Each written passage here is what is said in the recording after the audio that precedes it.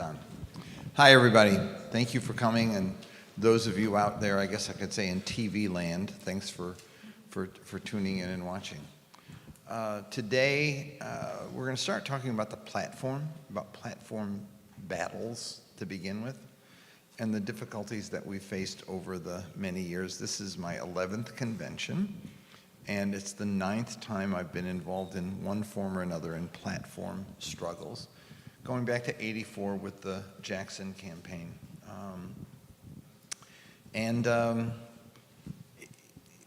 Platform battles are a bit arcane. I mean, so much energy is exhausted on them, but they actually matter so little at the end of the day because nobody reads the damn things. Nobody knows what's in them, and nobody cares what's in them. What it is actually a battle that you get into because the stakes are the politics of it and your battle with whatever the issue is, the other side. It's a test of wills, a test of power, a test of influence within the party as to who's going to be able to dictate terms. And unfortunately, in the issue that we've cared about, Israel-Palestine, the other side has had the power. '84, we didn't get real far, but in '88, we had enough delegates. Actually, Jackson had over 1,300, about 1,400, and so we got into the place where we had enough delegates to have a minority plank, and there were 13 minority planks, and we exhausted the party by debating them from the podium of the convention, each and every one of them. But it was the battle that went into before we got to the introducing it that is actually the story worth telling. Because I was the lead negotiator with Madeleine Albright and Wendy Sherman, Madeleine became Secretary of State, and at one point Wendy served as Undersecretary, or was it Deputy Secretary? Deputy Secretary, the number 2 position. They were tough. They were tough folks to negotiate with.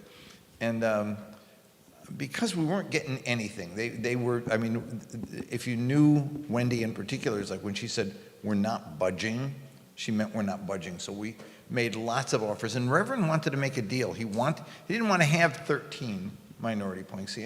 But he didn't want to back away from this. There were people in the Jackson coalition who didn't want to do it because they were elected members of Congress, they were elected public officials around the country, and they didn't want to have a fight with AIPAC or with whoever was running the show. And so they were looking for a way out. So Reverend kept telling me, find something, find something, find something. The platform at the time said that they supported the Camp David Accords. All the platforms used to say support the Camp David Accords. And so I said to Madeleine, I'll tell you what, why don't we do this? Camp David Accords, including the provisions of land for peace and the rights of the Palestinian people, the legitimate rights of the Palestinian people. That's the language in the Camp David Accords. Here's what I heard back. I heard back, if the P word is even in the platform, all hell will break loose. So my response was, don't play Chicken Little with me. We can actually do this, and it's not going to be a big deal. But they wouldn't give. They wouldn't give on Palestinian, and most certainly not Palestinian people, because that was another sticking point. At the end of the day, we ended up doing the platform fight. I gave the speech. Bit of a funny backstory to that, because I gave the speech from the podium, and we'd had a discussion ahead of time that we would do it, but it would not become personal, it would not become insulting, it would not become demeaning to the other side. It was just going to be, do it. And Reverend told me, do it, but find a way to not break up our coalition, because there were members of Congress, no names mentioned, who were like, do not do this, because we'll have to vote against it. And in the speech I gave, the Atlanta Constitution had done a poll of delegates before the convention and found that 71% would support a Palestinian state if it were private, what do you call it, a secret ballot. Well, we knew that they would support it as a secret ballot. They were the I'm really with you guys but club, but they were never going to do it publicly. So I mounted the podium and I said, Mr. Chairman, our resolution is as follows. And I said, you know, we've already won. We've ended the deadly silence. We've had a debate. We're going to have a debate on an issue. We had 1,400 delegates on the floor. wearing Palestine Lives and T-shirts and that were really quite beautiful with the Palestinian flag on them in the shape of a dove, and carrying signs saying statehood now and Israel, Palestine, two people, two states. It was really quite wonderful. I mean, it was exhilarating, to be honest. At the same time, I said, look we've got this. We've got language that we've introduced that never had been introduced before, and Atlanta Constitution says 70+% of the delegates would vote for it if it were a secret ballot. So we've won. So we didn't need a vote. We don't need a vote, and we're therefore not going to call for a vote. We just wanted to make it clear that this party is going to talk about this issue. The person who came to rebut me was Chuck Schumer. And he started off with, the last speaker was the most disgraceful, the most dishonest, the most disingenuous, blah, blah, blah. I was like, whoa. People started booing so much that Governor Blanchard, governor of Michigan, who was the chair of the session, came out, pounded the gavel and said, I call the meeting to order. We have to bring the meeting to order. He rebuked them and Schumer, don't do this stuff. Schumer went right on doing the same thing. And again, the audience started booing. And at the end of the whole thing, Schumer comes up to me and he puts his arm around me. He says, Zogby, you have no idea how much money we raised tonight for his campaign. So I was playing a different ball game than he was, but in any case, we didn't get the platform. Only a couple of other times did we ever get anywhere close to having language with Bernie in 2016. I got lots of other stories about the other ones, but I'll let them go. In 2016, Matt was the guy who came and did the testifying for us at the platform hearing that we did. But I was on the platform drafting committee, and Wendy, again, was the person on the other side, and she was as steel as she was in 88. What struck me, and Maya was on the platform, the broader platform committee, and we had collected all of Hillary Clinton and Barack Obama's statements opposing settlements, calling for an end to the occupation. And they wouldn't put the word settlement in the platform. They wouldn't put the word occupation in the platform. And people who I know who were on the other side drafting committee, they would not agree to put, the Barbara Lee wouldn't put the word occupation in the platform, wouldn't vote to put settlement in the platform, was stunning to me. And so we lost again. Now what's changed is that we finally got the word, the P word is in the platform.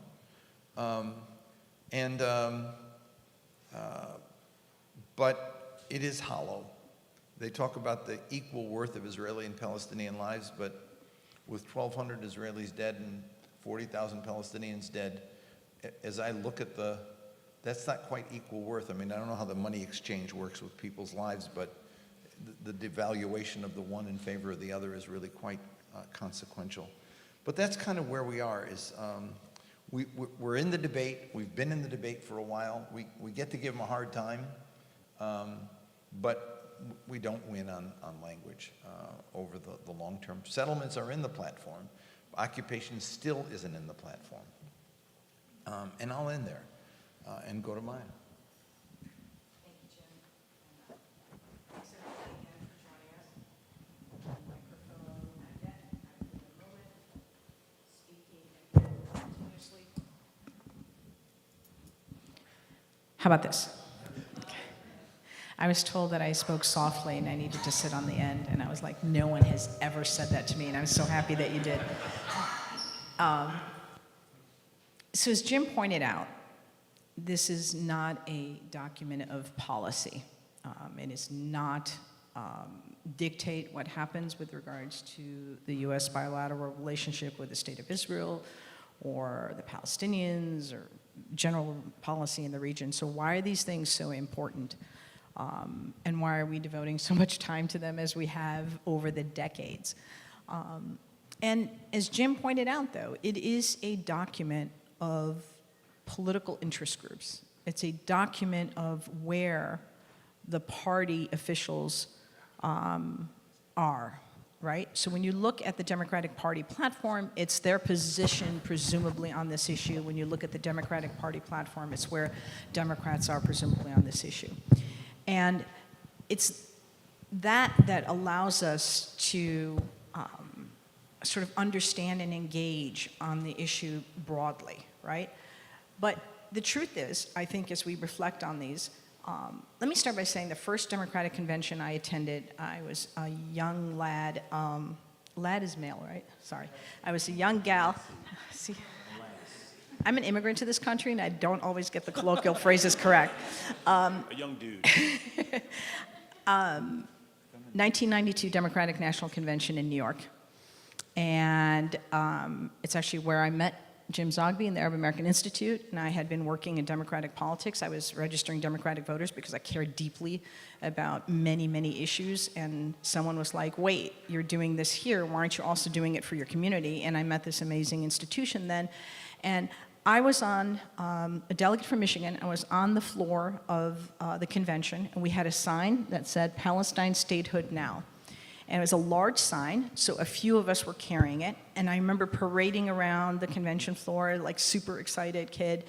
And there were literally colleagues from the DNC, good people, certainly, who were like, they're between Arkansas and Wisconsin right now. And then we would move and they'd give the new location on the floor as if you're like sharing our coordinates. And I kept thinking, what's happening? Like this is how we're displaying our presence on this issue there. In my caucus meetings in the morning, if you attend a convention, everybody shares buttons, everybody talks to each other. I have very vivid memories of sitting next to colleagues who are union organizers who had such deep respect for it. And I would say hi, and I'd shake their hands, and I would turn. This side might have had something on it that was deemed appropriate, political, and then this side would have my Palestine stuff. And the hands would physically drop, folks. That's where we were. And look at where we are right now. What's being said in the platform, I would suggest, is old, outdated Democratic and Republican Party positioning on these issues. And dare I say, even Republican Party. Like, because even when we look at the polling, in fact, I actually want to read real quick. I want to share with you both. You know what the Democratic one is. I don't have to share that at all with you, but I do want to show you, share quickly the Republican position on this that was provided in all caps and bulleted. So it's exceedingly brief, which is why I can read it from here. It's like a Trump tweet. It literally, all caps. It's actually all caps. It was item 8, and it said, we want to prevent World War III, restore peace in Europe and in the Middle East, and build a great Iron Dome missile defense shield over our entire country, all made in America. So that was item 8. And then, because at the Institute we spend a lot of time talking about the domestic implications of the Palestinian-Israeli conflict, I want to also share with you item 18, deport pro-Hamas radicals and make our college campuses safe and patriotic again. So that was the extent of the Republican platform this year on this issue. And while the Democratic one goes much further, as Jim said, in 2016, the coalition on this issue was significantly broad, and we should have been able, I mean, you have the two principals that were leading that effort on this stage. We should have been able to literally insert their own language into the document, right?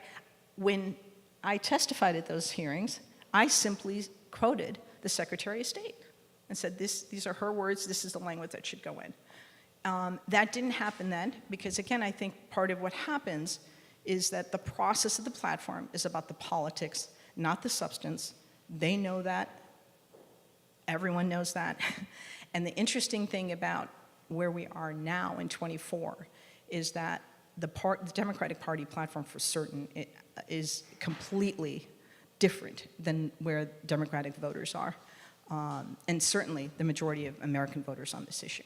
So where it fails to talk about the occupation, where it fails to boldly lead into Palestinian human rights. Jim's right, it says Palestinians, and now says Israelis and Palestinians.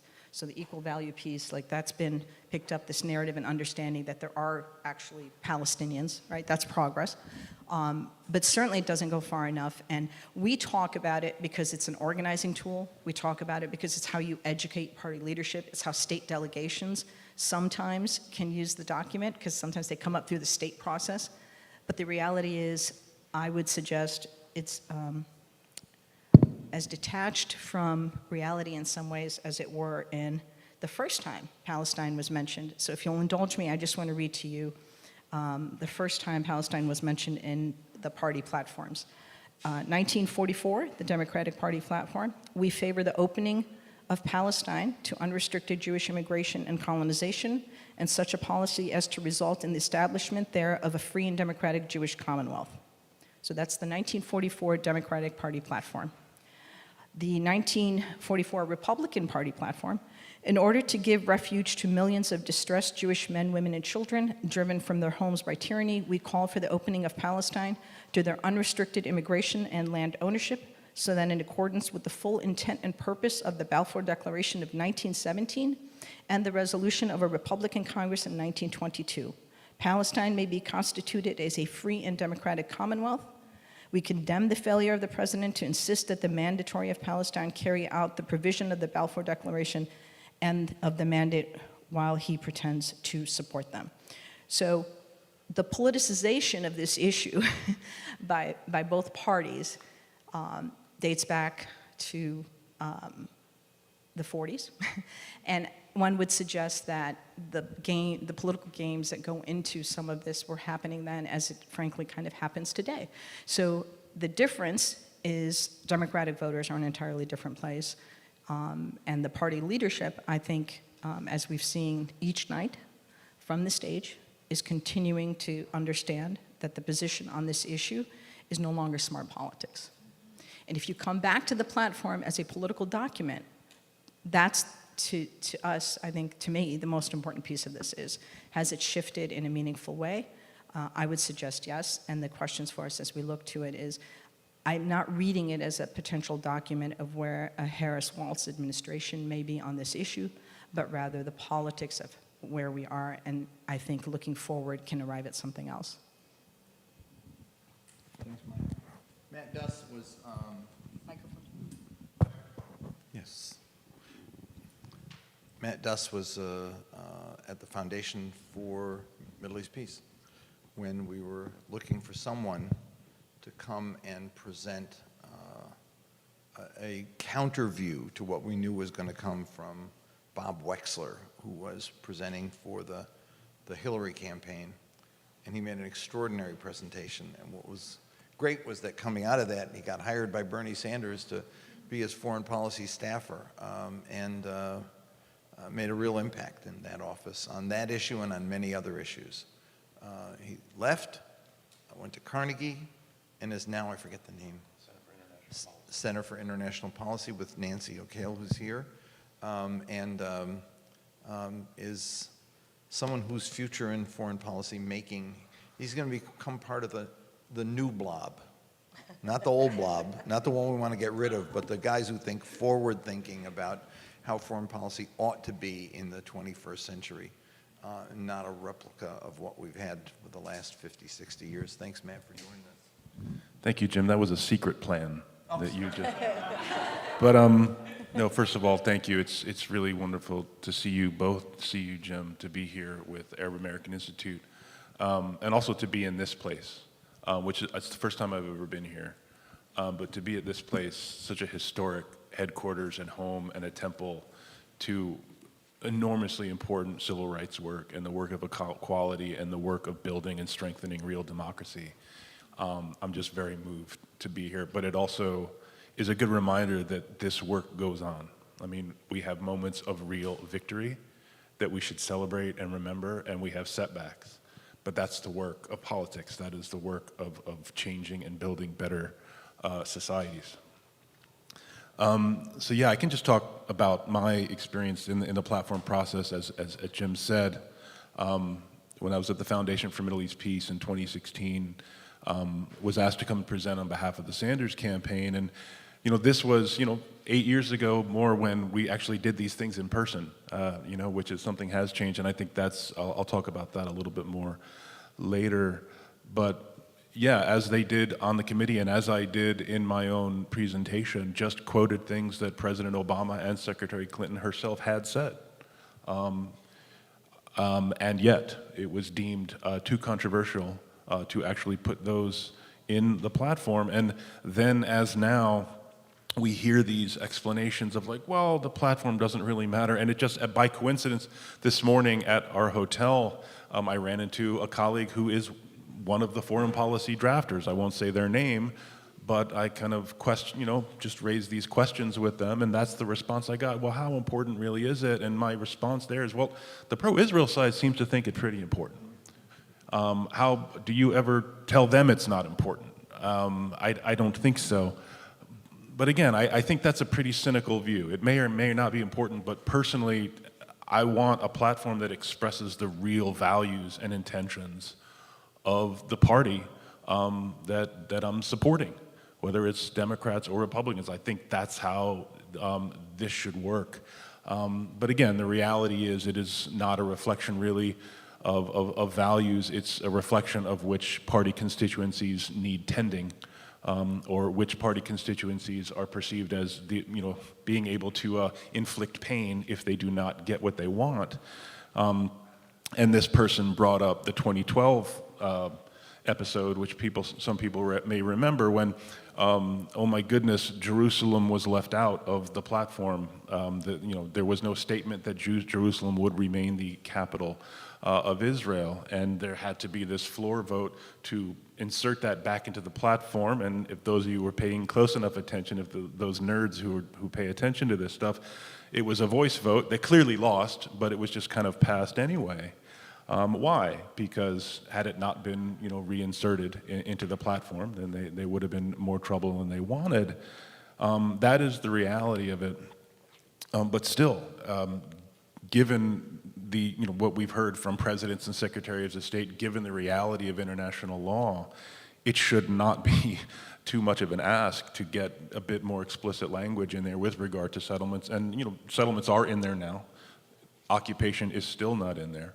But moving on from 2016 to 2020, when I played a much different and I think more involved role in the process, as a kind of having directed Bernie's foreign policy in the 2020 campaign and engaged in an ongoing way with the senior Biden team, not only during the campaign, but specifically on the platform process. In fairness, they were pretty receptive to a number of ideas. I think the 2020 platform, in my view, was pretty good on a lot of things, and that includes foreign policy.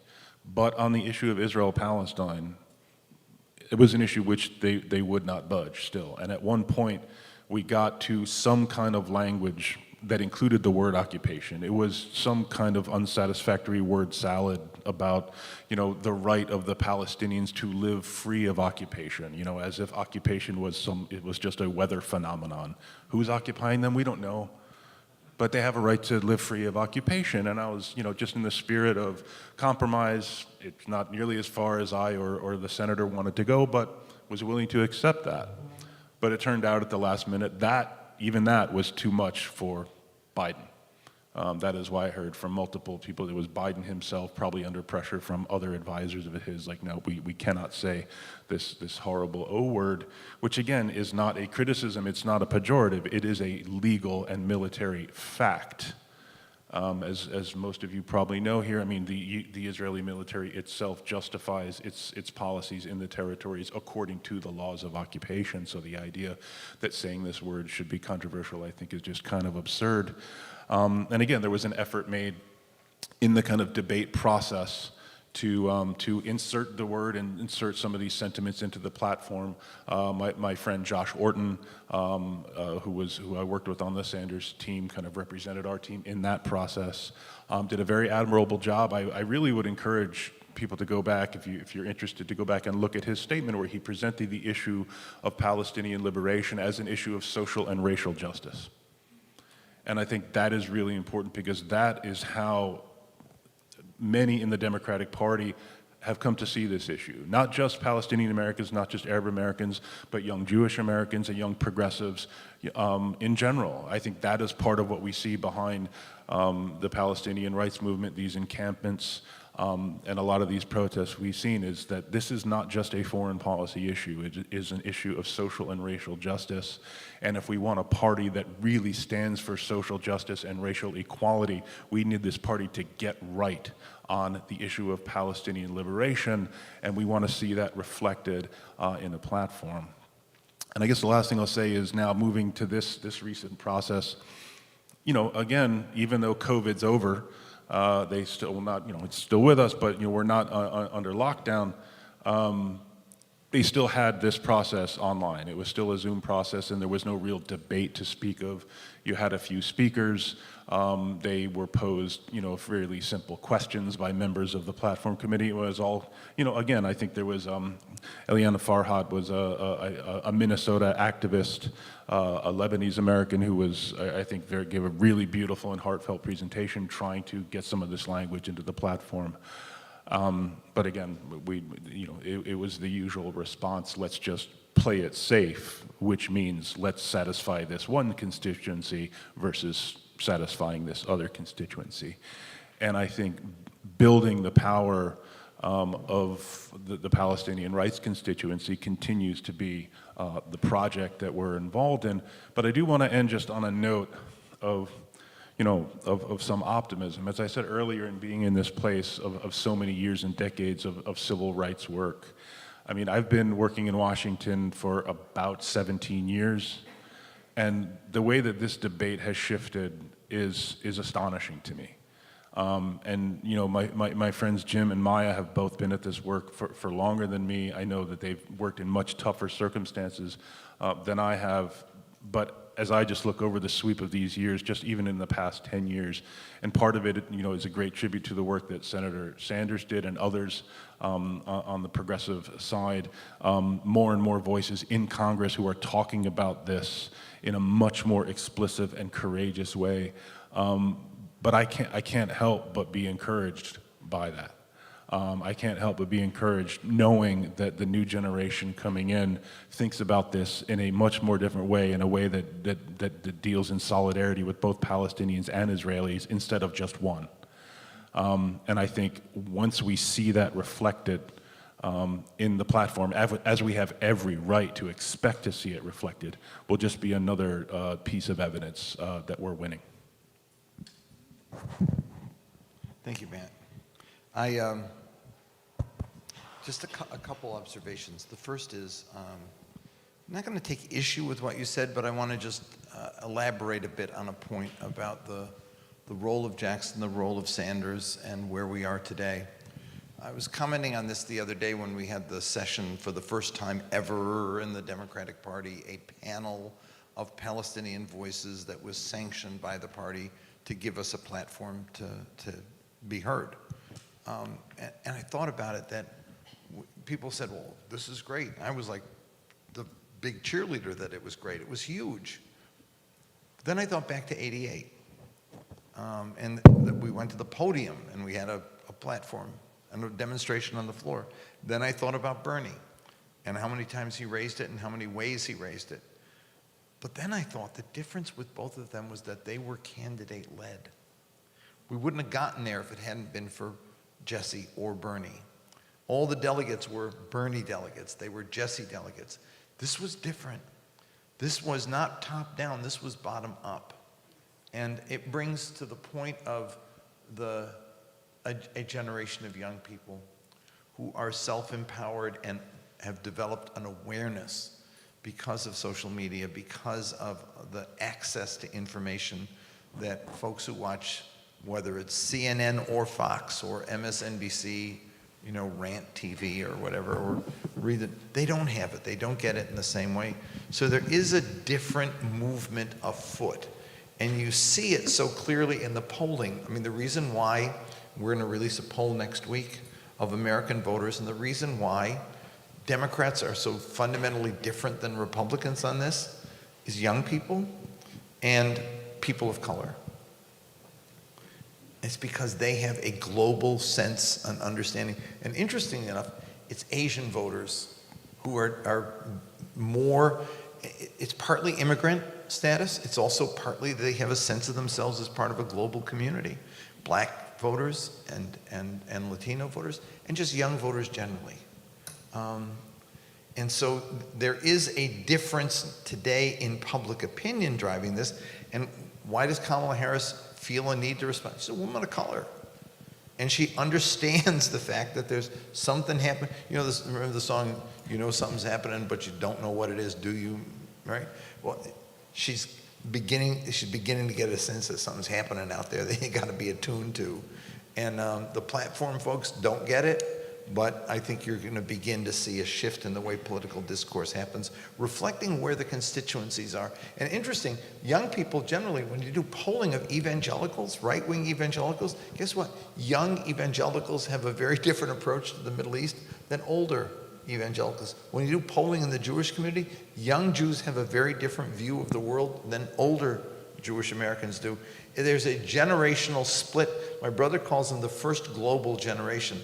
They don't see themselves as here, they see themselves as part of a global, that's why they're in the environmental movement, that's why they're in civil rights, that's why they're in the, against war, that's why they know where Darfur and the Rohingya and the Uyghurs, that's why they know all this and feel it in a way that older folks just don't. Couldn't find Iraq on a map when the war started. Young people knew it. It wasn't just they were going to go end up fighting it. It's that they had a sense of the global community. That's different. Other thing is that when you were talking about how we never gave, and about being here, I started thinking two things Reverend Jackson said to me over the years when I was working with him back then. At one point, I got so frustrated about stuff, and I was like, Reverend, I'm going to quit. And his response was, do not quit. If you do, you give them what they want. What they're afraid of most is that you stick around and fight. And that was his watchword the entire time was, no matter how much they beat on him, no matter how much he lost, no matter how big a price he paid, if he quit, he'd give him a victory. And he never wanted to give him a victory. So it wasn't just courage, it was spite. And I loved being the Arab guy who walked in the room and made him nervous just because I walked in the room. And when people talk about Rashida or whatever, I say, the very fact that Rashida walks in the room, the conversation shifts. There are some who are stupid enough and will say something dumb and incur the wrath of Rashida, but the fact that she walks in the room, it's like, ooh, she's here. Gotta watch out what you say. And that's important. Being there matters. And it brings me to the second thing about that Reverend said one time. It was like we'd won something, and he said, do not celebrate the victory and turn your back, because the minute you think you won, the long knives come out. So those two send the senses, don't quit, because that's what they want, and don't turn your back when you win, because they're going to try to take it away from you. And was the last thing about the connection between policy and politics. In 1992, an Arab American got elected to the Republican Platform Committee. He was so excited, so excited. I got it. I'm going to be able to do what you guys did on the Democratic side. And so he said, can you help me work out a resolution? So it was the Bush administration, right? And so we wrote a resolution that said, we Republicans celebrate the accomplishments of George Herbert Walker Bush, President George Herbert Walker, and Secretary of State James Baker in convening the Madrid Peace Conference and working toward an Israeli-Palestinian peace that will provide security and justice for both. He was so proud to be able to do it, they wouldn't allow a second on his motion. It was the policy of the administration. They wouldn't allow it in the platform. And in 1996, the reverse happened. I was on vacation, and somebody said, do you know what's going in the platform? Jerusalem is the capital of Israel. I was like, what? Jerusalem was one of the final status issues. Clinton spent 3 years after Oslo telling both sides, do not violate, take unilateral steps that determine the outcome of final status issues. And now the party was saying, so I called the president, and I said, you know what they're doing? He was outraged. He called Sandy Berger, Sandy Berger called me. We worked out language, and a statement was read by Jamie Rubin, the State Department spokesperson, who went to the platform meeting and said, this is not the policy of the president. This is something you're coming up with, but President Clinton does not stand by it. They put it in the platform anyway. I mean, AIPAC was willing to step on their president to get in the platform what they wanted, just like in 2012 when they humiliated. I mean, the thing about that one that happened in 2012, 3 voice votes, was very clear that the no's won. And yet they still ended up saying, oh, it passed. And so I did a number of interviews that day, the next day, and it was fascinating because that's all that they wanted to talk about. And so when they said, what do you think, does that mean that most Democrats don't support Jerusalem? I said, no, most Democrats don't like to get rolled, is what happened. They don't want to get rolled. Yeah, they were upset about it, but they were also upset the way it happened. It was so obviously a fix. And I said, and the stupidity of it is that what we should be talking about today was Hillary Clinton's speech. But instead we're talking about how Democrats screwed up by trying to roll their membership and get a platform that did not reflect where people were in the... Anyway, that's the end of my comments. I'm done. I want to stay with the 2012 story because it's an Arab American voter who, so when they, to be clear, we're a 501c3 organization and don't engage in party politics one way or the other. Our Yalla Vote Engagement Project was launched in 1996. Yalla is the Arabic word for hurry up, and we use it for everything. We have Yalla Vote t-shirts, if we have any still. Except when I went to Saudi Arabia and I brought one of the t-shirts with me and gave it to a Saudi prince, who they call the Red Prince, incidentally, because he'd been out of the country and he'd called for elections in the kingdom. So I handed him the shirt.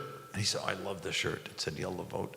And then he handed it to the guys at dinner, who proceeded then to have a full 40-minute conversation about whether it was haram to say Yalla because it was the name of God. And he was arguing, no, it's not Yalla. It's actually, it's not Ya Allah. It's Lebanese colloquial. It means hurry up. And then he looked over at me and he said, they're not ready. Great story. So, Arab American delegation at the convention in 2012, and one of the Arab American delegates in his Yalla Vote t-shirt, sitting down to get good seats, one of the delegates happened to be there. I think it was 4 something when they brought it. I mean, it was not prime time. It was so early in the process that hardly anybody would have been on the floor. And you're just hanging out on the floor, you're not even necessarily following. And then it's like, Jerusalem what? And literally, everyone said no. When you say the voice vote, you've watched voice votes in Congress. If it's questionable, they have to call a roll call. They skip that part, right? It's like completely correct. The Democrats or anybody else doesn't like to be rolled. So the Arab American part of that is obviously dear to us in our work because it's those folks have been working very, very hard in their individual state delegations. I love the delegates that are here today from other states, and every time I meet one of you, it somehow goes back to an Arab American in your state that's helped play a role in educating you on this issue and bringing you here, so thank you so much for being here. I do want to actually I want you guys both to kind of comment on this piece. Obviously we're talking the substance, but the process. One of the things, and I too, by the way, to be clear, if I'm coming off negative, I too am hopeful about where we are and what's to come. We haven't gone far enough, but I really do think there is a shift that's happened already. It's behind us, and therefore the official politics will have to continue to catch up to it. But part of what I struggled with this time around is actually the process, and that is that we did not have the hearings that we typically have around building the platform. In 2020, we had COVID, and that was the reason to do them the way that we did. But that didn't happen this time. And part of what I find fascinating is if it had, then you would have had this issue raised in a completely different way. And I'm struck by why we didn't discuss that more in the party itself and why it didn't get more attention. The platform committee members did not have hearings in multiple states. You traveled the country listening. Folks would come up, they would line up, and they would present the case for why they supported this or that. So if I may, both of you comment on that piece of it. And then also, Is there another issue other than Medicare for all that gets this much attention in the process of back and forth on the politics of the platform and the party? No. No. Everything's like up, down. I'm trying to think back at other platforms, and no, we had a funny episode in 2016 where we had the Bernie planks that we were putting in. One of them was abolishing the death penalty, and I made my presentation on it, and the vote started, and first vote was A, and then the next one was A. Third vote was A, and they were all Hillary people. And Wendy caught hold of what was happening. There was shit, they were going to lose it because the Bernie people and just those three alone would have put it over the top. So she asked for the meeting to be adjourned. And I raised my hand. I said, Mr. Chairman, once the vote starts, you can't adjourn the meeting. But the parliamentarian who I just saw going through security, Ariel and Ellie were with me, people were there, and they saw Helen McFadden gave me a big hug and all that, and we were doing it. And I said, I learned a lesson from you, Helen. Job of the parliamentarian is to do whatever the chairman wants him to do. And she was the one who told him that the ayes had it when they didn't have it. And so Helen said, oh no, the meeting can adjourn. And so Wendy took them out to whip them. And I knew what was going on. They wanted the vote started over again. When they got back in the room, the camera started up again, and I said, so did you successfully whip them into line and pummel them into submission? And there was an embarrassed look, and it passed. It was the one thing that the Clinton people didn't want to pass that we did pass. Now, why she would oppose abolishing the death penalty, I'm not sure. Make us look weak on crime or something like that. Murdering people always makes us look tough, I guess. But no, we passed it. That was the one time, that was the only thing that we wanted to get in that we actually did get in. And it was because it slipped up and they didn't whip their people in time. But no, I don't know of any other issue that gets this much. And I think it's largely due to the fact that AIPAC draws the line. There is no reasoned discourse on it. There's no, like, let's talk and let's work this out and let's figure out a way to make it happen. It's like, it's going to be this way, and so there's going to be opposition because we're not going to just let it be this way. Now, in 2020, there was enough dispute about enough issues, right, that and the Biden people smartly agreed to have these task forces on every issue but the Middle East.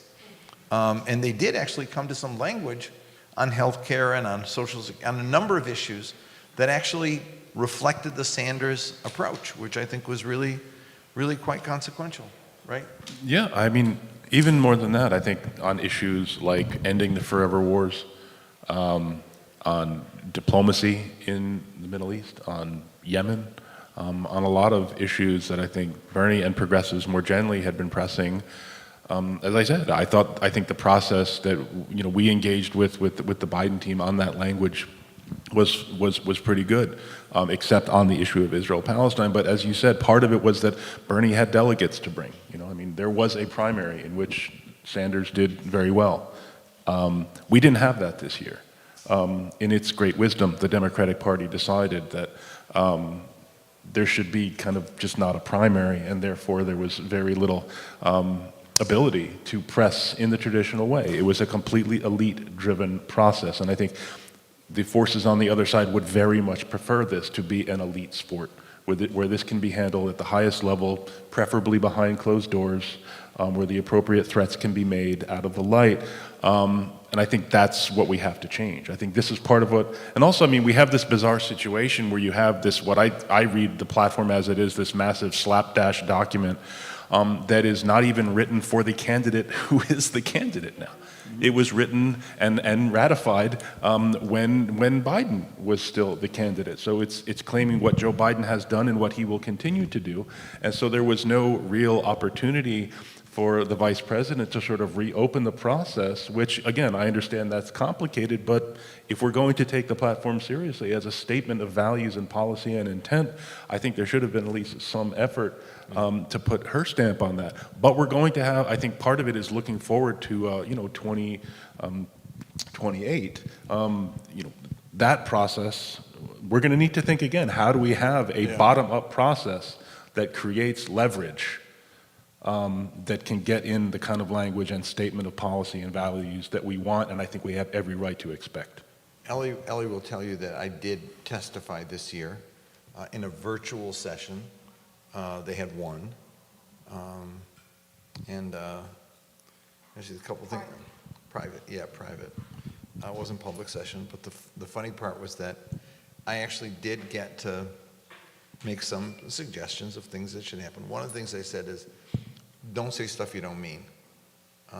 Like, don't say equal worth of Israeli and Palestinian lives, because you just don't mean it, so just don't put it in there. I had a couple things like that, and I wasn't being, cheeky. I guess I was. I just thought, why, I remember when we saw that in 2020, I said, oh, that's great. Little did I know that it'd be 30-1, right? That would be the equal worth thing. So, but yeah, they did do a virtual session, but it wasn't the same as going. See, but even then, Maya, when we went around the country and did the hearings in the different regions, it was pro forma. It was pro forma. I mean, people came to testify, never any intention of changing the language. I remember the session you testified at, Bob Wexler was testifying for the other side, and he went at great length about Jerusalem and the importance as capital is. And then he went to the no unilateral, no actions on unilateral, and he said, like going to the UN to sanction Israel or whatever. So when it was my turn to question him, I said, help me understand this for a minute. If on the one hand, you don't want any steps unilaterally taken by either party, why are we accepting Israel's annexation of Jerusalem? Isn't that a unilateral step? And why aren't we condemning in the platform settlements? Isn't that a unilateral step? Silence. And he saw me outside and he said, shit, I should have known better than to do that, but it was like that was what they wanted him to say, and it was embarrassing because they got no answer for that. They want it both ways. And I think on the opaque process that was put in place, the issue, Matt, when you talk about 2028, I think that is a really principled concern here, and that is that we're at a time where we're having many discussions about the state of our democracy. And this is the party that's telling us there's a binary choice, and voting Democrat is how you save our democracy. So these things like this that play out, I think, are problematic, because did you create in 2024 a process that may signal what should be done for 28 with or without a primary, right? Like, there is a process. A party is supposed to draft its documents, and this is a conversation folks used to say all the time about how the Republicans did it. The story you shared in 92 often came up in terms of these are how the Republicans do it, but the Democrats are open to this, so it's a little hard to take that way. We go to 2:15, so I want to give folks an opportunity in the audience to you have a question, and there's a microphone. So there's a microphone right there. Feel free to go to the microphone real quick. I think we'll have time for about 3 or 4 questions. So the quicker you are, the quicker we answer, the more we can get in. Please. Oh my gosh. Please, go ahead. Okay, well, my question is, I've been coming here for the last... I think your microphone's not on. I apologize. 1 second. Try again. Is it on? Yeah? Yeah. It's on. Okay, so it's very heartening to hear about all the progress that's been going on politically. But I guess I keep going back to the lives of Palestinians in Palestine, even before October 7th, have been getting progressively worse since the 1990s. I mean, Gaza was under siege for 17 years. How many times was it invaded and people killed and dismembered? The land grab in the West Bank, expansion of settlements, I'm from Sheikh Jarrah, so East Jerusalem too. And, you know, we have this progress that we're talking about, but in real life, the conditions have been getting progressively worse. And now we have a genocide, which nobody wants to acknowledge in the Democratic Party, except the mayor of Chicago, I guess. So I feel hopeless, to be honest. I came here looking for hope, and at first I was very encouraged. But I'm gonna give you hope. I go back to, I'm going to give you hope. okay. Okay? Number one, this is genocide. There's no question. And it's unfolding in a way that none of us imagined possible in the 21st century.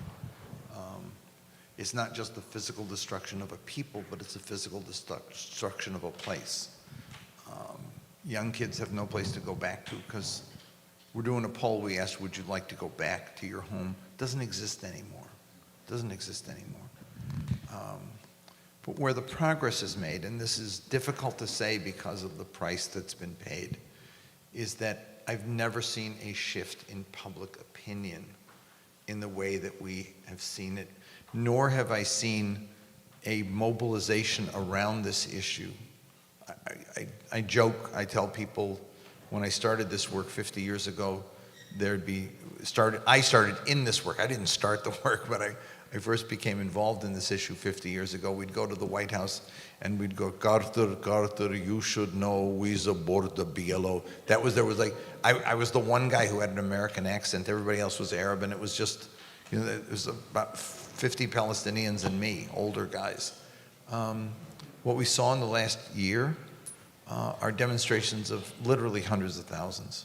And yes, there were Arabs involved, but there were also an incredible diversity. It was like the Black Lives Matter marches. It was like the Women's March. It was like the environmental marches. It was like the gun, the anti-gun. It was the same kids. It was the same people, a cross-section who understand this issue now in a way that we've never seen before. That will have it will have an impact in the future as we go forward. So I don't give up hope because I am seeing real change. The price that's been paid is unbearable. Nothing's going to bring back those 40,000 or more, many more probably, who've died. Nothing will bring it back. But what we can do is recognize that we have actually seen an awakening of conscience that we've not seen in all the years. This is genocide now, but in some ways this has been creeping genocide for 2 generations. And now we're finally seeing people wake up. And I don't think it's going to go back. I don't think you put the lid back on this issue. And understanding our role in it, understanding the U.S. role in it, which is obviously motivating the mass movement the way that it is. Please. Yeah. I noticed that there were no Arab Americans who were delegates from Virginia, not even one, for the DNC convention. And I think that's mainly because people felt ambivalent about being Biden delegates. But I also noticed that there is no quota for Arab Americans, where there are quotas for Asian Americans, Black Americans, et cetera. Is it foreseeable that we could get this changed in time for 2028? And if so, what would be the process? I was able to get in 1996 a resolution through the Rules and Bylaws Committee that there be fair representation of, and it included Arab Americans. I know Michigan picked it up. Michigan is the one state that's had it that has formally it, within their party. and a few other states do have. It's not a quota so much as a target to shoot for. This year, you're right, was different. It was a single campaign, and they pretty much called the shots. They gave it out to buddies and donors and whatever, and they didn't pay a whole lot of attention to broader diversity, not just Arab Americans. So. Please. So I think looking at the platform on the Middle East section this time around versus last time, this time seems particularly worse. And one part that was really troubling was this section saying that we need to free Lebanon or the people of Lebanon from Hezbollah. And I was wondering if, what your thoughts are on that, and just that really stuck out to me. Thank you. Thank you. I could do it. As I said in the beginning of my comments, I think that the document reflects the political pressure that's applied by different interest groups or individuals or people. I don't think the document this year, as in years prior, reflect U.S. policy towards the Arab world that would advance U.S. national interest or the interest of people in the Arab world, and I certainly think that applies to the language on Lebanon. On 3 previous occasions, Lebanon only got in because at the last minute I saw that there was no mention of Lebanon. It's an afterthought at best, despite the fact that the largest part of the Arab American community is Lebanese. And they talk about Michigan and Dearborn. It's actually Lebanese. That's what we're talking about. It is maybe 60% of the overall community is Lebanese. And they ignore it. I remember fighting for it in 88, and they said, we're not going to change the platform. And Governor Blanchard, who was governor of Michigan, Who knew how to count? Exactly, when I raised it, he said, for God's sake, give me Lebanon. I can't go home if it's not in the platform. So they inserted the language we put in on Lebanon. Hi, thanks very much for your time. I have a question that I think the answers are, hopefully broadly applicable to people, but I'm going to kind of just provide a very brief sort of foundation. Can you hear me okay? So this is a question of how we might, broadly be able to get involved. And I don't want to focus on stuff I'm dealing with, but I think if I just have like 20 seconds, I can provide some examples of what I'm dealing with, and I'm sure it's relatable to other people.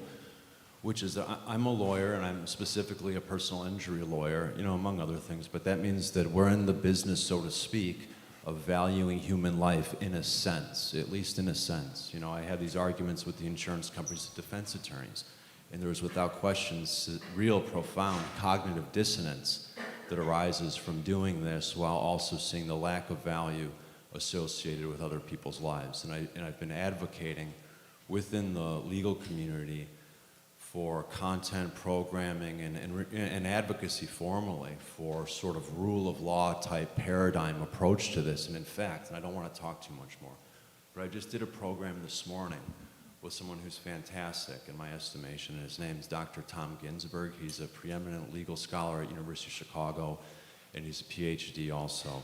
And he's in international law, comparative con law, and we did a program specifically through the Chicago Bar Association on the ICJ occupation case. And I don't want to keep talking, but I've done some of these things and I've run into difficulties. So I think we're all dealing with that, and there's energy that we want to put in the right places, and we run into difficulties. Thank you. Thank you for that. I'm just going to take the opportunity to note that was an incredible panel that we did yesterday, and the 2 speakers aren't here today. So it's on the Institute's YouTube channel, and it was a panel from 2:30 to 4. So you'll find it there. And it was with 2 experts focused entirely on the world's obligations to Palestine and Palestinians through the legal frame. So please look that up, please. And we're going to have to be quick on the questions so we can go to the... Yes, thank you. And thank you for all the elucidation. I'm a teacher, and I help folks learn experientially about human rights. And I'm wondering, what conceptual structures about these issues do you find helpful, stories, experience, and wisdom? And also, what pernicious debates should folks be ready for, and how? Thank you. Matt, you want to start?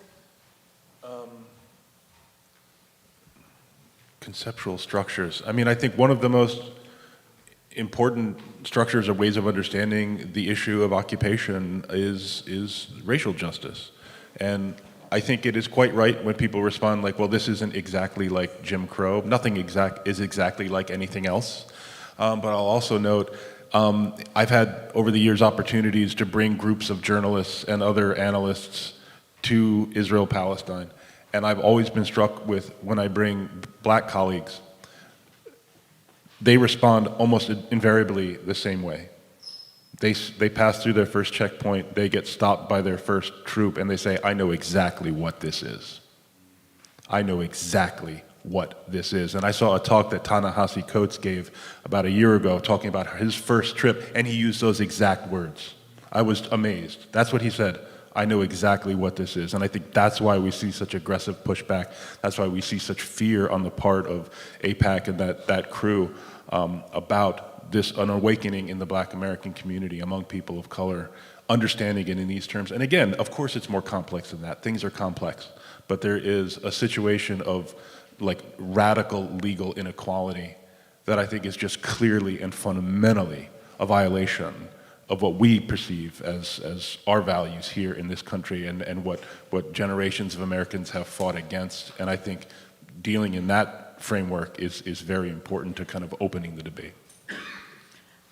I am a lifetime Democrat, 73 years old, and I am a Michigan voter, and I would not have voted for President Biden because of his role in the genocide, our role as a country in the genocide. It's just horrible to see. I've worked on human rights in Latin America all my life.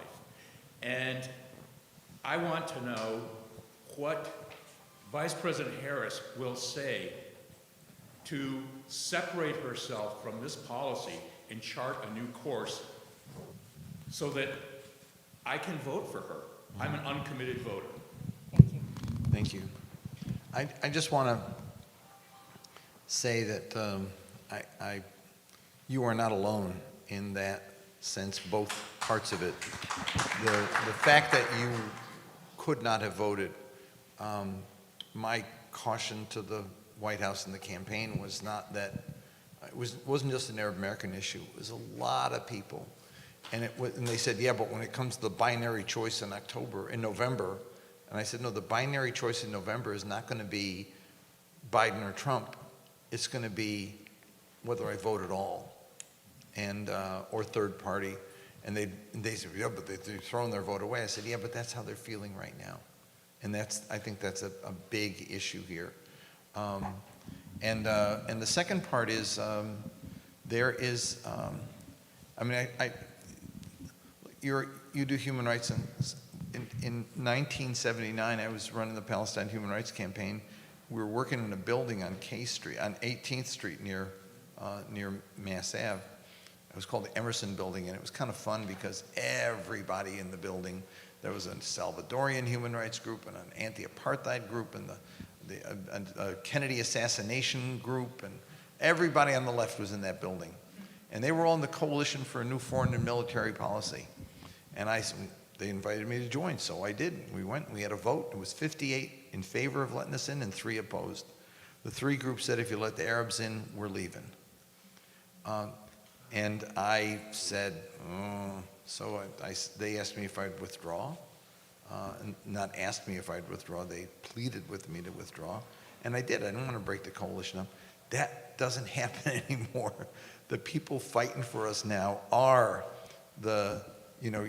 our black civil rights groups and black Lives Matter groups and Latino groups and Asian groups, and she has to. She puts her ear to the ground and reads the room, right? Better expression, she reads the room. Her talk after the meeting with Netanyahu, I'd never heard anybody in office do that. Bush didn't do it, Baker didn't. That was actually Baker tough, was what it was. I mean, just saying this isn't a binary issue, that's different. Saying it's, you have the right to defend yourself, how you do it matters. There were some things in there that I think give us an indication of the corner being turned. She's vice president, not president, but I have heard her in conversation with me give me a very clear sense that she gets it as a woman of color and wants to change direction on this. So I think, look, you're not going to get the vice president to break with her boss in a public way, and she can't, people say, she's got to do an arms embargo now. If we don't have a government where the vice president can take a policy position and the president won't, and I've actually known Joe Biden for a number of years. The first time I testified before him was 1976. I don't think he's had a new idea in his head since then. Seriously, seriously. I mean, I've had arguments with him that have been one-sided because he just doesn't. He's locked in place ideologically. He's actually a Democrat who was a neoconservative Democrat. Grew up in the Frank Church school. That Frank Church mentored him, and that's where neoconservatives came from. They were liberal Democrats working on social issues, who became so fixated on the good versus evil in the world and the fact that we're the superpower representing good and they're all evil and we've got to defeat them. And I call them a secularized version of Christian fundamentalism. It's like good, evil, and the ultimate battle has to be waged, etc. That's where he comes from. She is not of that mindset. And so I don't think it's going to be perfect, but I do think there's going to be a shift because, like I said, she reads the room. He never read the room, and that was, I think, the difference. Matt, before I let you close, just a moment. Are you going to be here for the second panel? We're just going to be starting in a few minutes. Yeah. Thank you, because I apologize. We're going to we need to, for those watching on the live stream, we're going to take a few moment break here and then start up again shortly. Matt, can you close on that question? Yeah, I might. I mean, Jim has, again, testifying from first Biden back, what'd you say, 76? I think on this issue, Biden has a very specific and deeply ideological set of beliefs. But I would just respectfully slightly disagree. I think there are issues where Biden has shifted, and why? Because he's been made to shift. Whether it's gay marriage, whether it's the kind of post-neoliberal economic agenda, and why? Because the progressive movement and others developed the capacity and the muscle to force him to recognize that the party is shifting. And I think that is the project that we have going forward, is to build that muscle within this party. And it's well underway.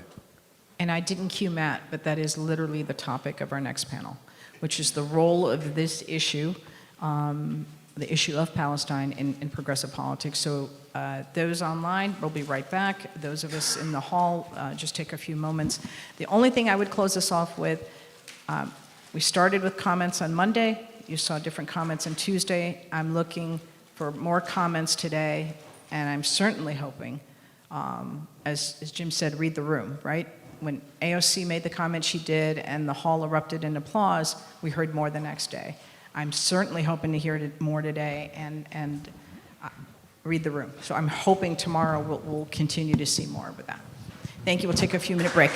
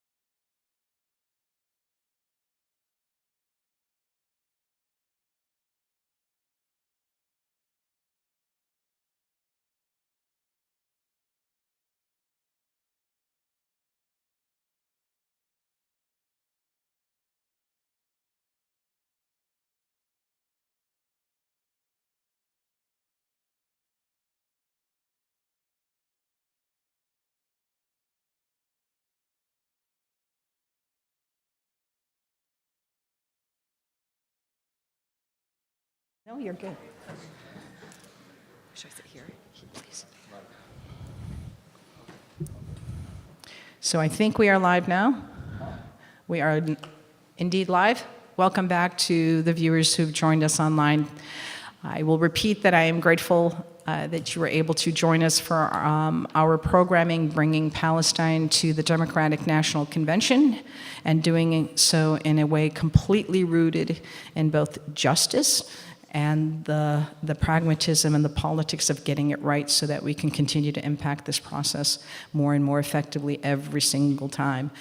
My friend that I met who pointed out to us that all of this work is exceptionally important as it is, has not yet resulted in any material change in the lives of Palestinians on the ground. And I said to her during the break, you're absolutely right, but that is why we continue to do what we are doing and must continue to do what we're doing. So the conversation throughout the 3 days has been focused on the role of this issue, both as a policy matter.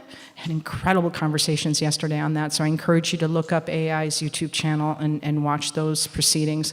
But today's conversation is on the politics of it. And as you all know, because you've self-selected into this process by being here, the politics very much impacts the policy.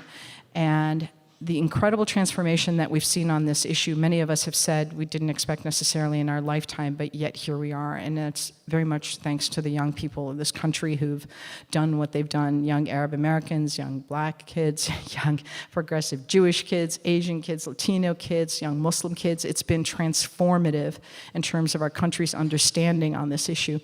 And this panel here is some incredible folks who've done incredible organizing, sharing with us their perspective on what Palestine means for the progressive movement moving forward. So all I will say to you as I turn it over is that the heaviness of this has led some to kind of say, what do I do here? What are the next steps? How can I be hopeful?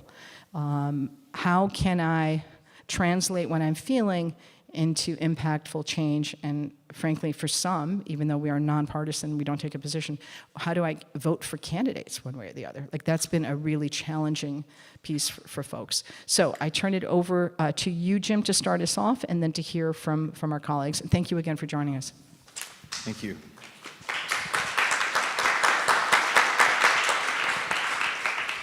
Well, as is often the case, some folks can't get here in time, so I told them actually that we could handle it, right?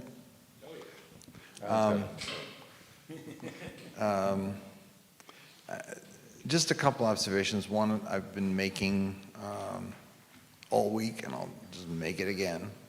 Let me start with this. I had a conversation with Vice President Harris early on in the Gaza war. And I said, more has to be done, something has to be said, you have to speak about it, think about it, talk about it a little bit more. Her staff sent me a speech she had given that night after we spoke, Hispanic Heritage Month. It was a Hispanic Heritage Month event. She talked about self-determination for Palestinians and got this huge ovation. Her staff was thrilled that that was the reaction. It reminded me of 2015 with Bernie in New York, where he was hesitant on the issue because he'd never really talked about it in a public way before. And you might remember watching it on TV. It was a televised debate. It was a town hall with he and Hillary. And he actually talked about Palestine, and the ovation people went through the roof cheering. And I remember his reaction afterwards was, oh, this works. Today we had a panel. I chaired the Ethnic Council in the Democratic Party, and I did the Monday session that we had, and today's was on Ukraine, and my co-chair ran that session, and it talked about Ukraine. But after it was over, people came up to me and said, why don't we talk about Gaza too? A politician today, anyone worth their salt, is able to read the room and know that this is out there. It is a galvanizing point for Democrats, for sure, for young people even Republican young people, for people of color. And it's an issue that people are paying attention to. I've told the story before that 1979 tried to join the Coalition for a New Foreign and Military Policy. Everybody in my building was in that coalition, from the anti-apartheid to the human rights in Central America to the anti-Marcos, to everybody was in the building. They were all, you gotta join, you gotta join. I said, fine, I'll join. So it was the Palestine Human Rights Campaign. We applied for membership and we won 58-3. 3 groups said, if you let them in, we're leaving. And they came to me, the head of the coalition said, you gotta withdraw, because we don't want to break up the coalition. That would not happen today. Because the groups that would have been fighting for us, not just saying, please join, but fighting for us, the number of groups who would have said, we will leave if you don't let them in, would be greater than the number of groups who would the other way around. And that's where we are today. And the embodiment of that is right here, who led Uncommitted. People looked at Uncommitted. I used to tell people, I would tell people, do not conflate Arabs and Muslims. I also tell people, do not conflate Uncommitted with Arab Americans. It's bigger and broader and deeper. And Abbas, I'm so proud you're here and proud of what you did. Talk a little about the experience of mobilizing a national movement that was ready to be mobilized and what it meant. Hey, Waleed.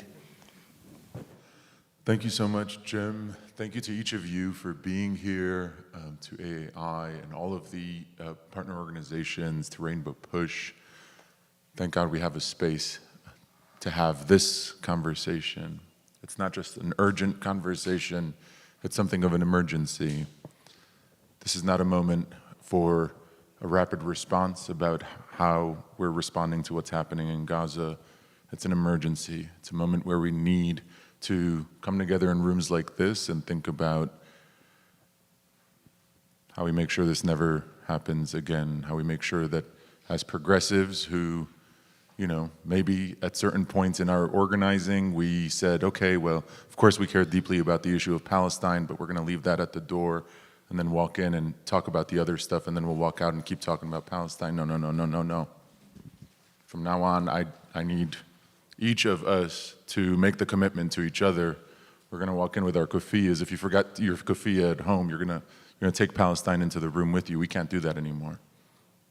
We can't do that anymore. Our movement to vote Uncommitted as a pro-peace, anti-war, pro-Palestinian human rights vote, that's not something that sprung out of thin air. Indeed, it was something that grew out of ceasefire organizing that came post-October 7th, organizing that Waleed and I, and so many others in this room, on the phone with so many others outside of this room, we threw ourselves into it. And that organizing was not new. The work of Palestinian liberation has been led by our Palestinian siblings for decades. We're building on that work. But what this specific strategy made clear is that, you know, we know that power concedes nothing without a concession. And without a demand. I'm like 2 hours asleep, Bart. We know that power concedes nothing without a demand. I've always failed at this work. Yeah, you don't sleep? I made concessions, demanding concessions, and I just keep, I wonder why I keep losing. And so we looked at the moment, right? We looked at our responsibility. We have a responsibility. Taxpayers, it's our funds, our bombs that are being used to kill these kids, our siblings in Gaza. And so we had to take an honest assessment of what is the political reality right now. The political reality is that our government makes policy out of killing babies, and that our government, indeed, this administration, unfortunately, I wish this weren't the case. I'm a Democrat. I wish it weren't the case about this Democratic administration, but unfortunately, it's been the case with every Democratic administration, every Republican administration, as long as the occupation has been happening. This administration is sending weapons that are being used to kill civilians, to harm civilians, to sustain an illegal occupation. It's deeply illegal. Not just in terms of international humanitarian law, but in terms of US law. And what this moment sort of did is it brought a breakthrough, long overdue one, but a breakthrough in American consciousness. A lot of our neighbors who maybe hadn't heard about Palestine, weren't really aware of what's happening, all of a sudden are seeing on their phones, on the TV, etc., their own humanity reflected back on a screen, except instead of a body that looked like theirs, it's a body that is dismembered by our own country's weapons. And so that brings us to this moment where support for Palestinian liberation in our country is at an all-time high. Like, it's actually it's deeply popular in this country to support a stop to the bombs in Gaza. It's deeply popular in this country to support a stop to the unconditional flow of weapons that are being used to kill civilians. That's like the majority of Democratic voters, that's where we're at. But our party's leadership, that's not where their policy is. And so we need to bring them to where we are all at. And the unfortunate part is the reason why they're not doing it is because of the reality that there is a pro-war side in this country. It's not the majority. It's a small few who have a lot of money and who actually make money off of bombs dropping and killing kids. Every time another bomb drops, they get to sell another one. And so we got to be the anti-war side, and we have to recognize where our power is. And our power is in our numbers.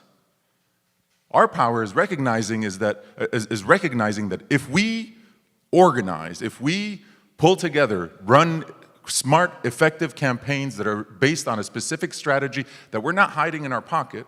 No, we say the strategy out loud. We tell our people, hey, we're voting uncommitted in this primary election because we're trying to pressure the president to do this thing, to update the policy. Tell that, and then say if he does X, if he stops sending bombs right now, we'll endorse him. If he doesn't stop sending bombs, and we have to say the strategy publicly. Okay, we have to let each other in on the secret, because the real secret is that there's people making a lot of money off of these kids getting killed, right? We got to use the power of our numbers and mobilize. Okay, do the hard work of voter contacts and all that. And that's why we did it in Michigan. When Waleed called us up with the strategy and organizers linked up, like Layla Al-Abid and Lexi Zaidan, we didn't just say, hey, let's tell a few people about this. No, we went and engaged the media early and often, as early as we could, but we ran a 3-week campaign where we did 1.5 million voter contacts and generated enough energy and support in the media and through the phones and through social media and everything else to deliver 101,000 votes as pro-peace, anti-war votes that grew into over 740,000 votes for uncommitted nationally.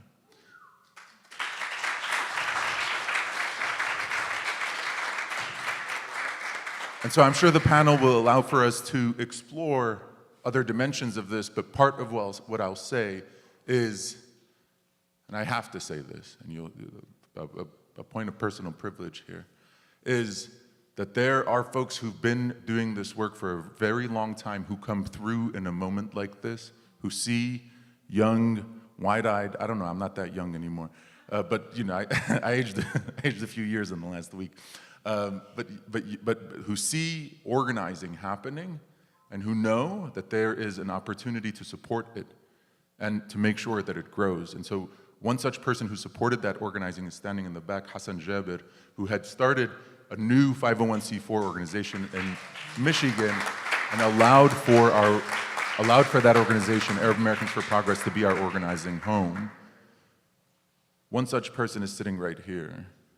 Jim Zogby has been carrying the work of speaking up for our Palestinian siblings, not just for a year or two or for a month or two, for a year or two. He's been doing it from within the Democratic Party for a very, very long time. And as soon as we start a campaign like this, the number of times Jim Zogby calls a young, person like me and Waleed and Layla and all three of us at the same time on a conference call multiple times a day, just making sure to check in, seeing how we're doing, comparing notes.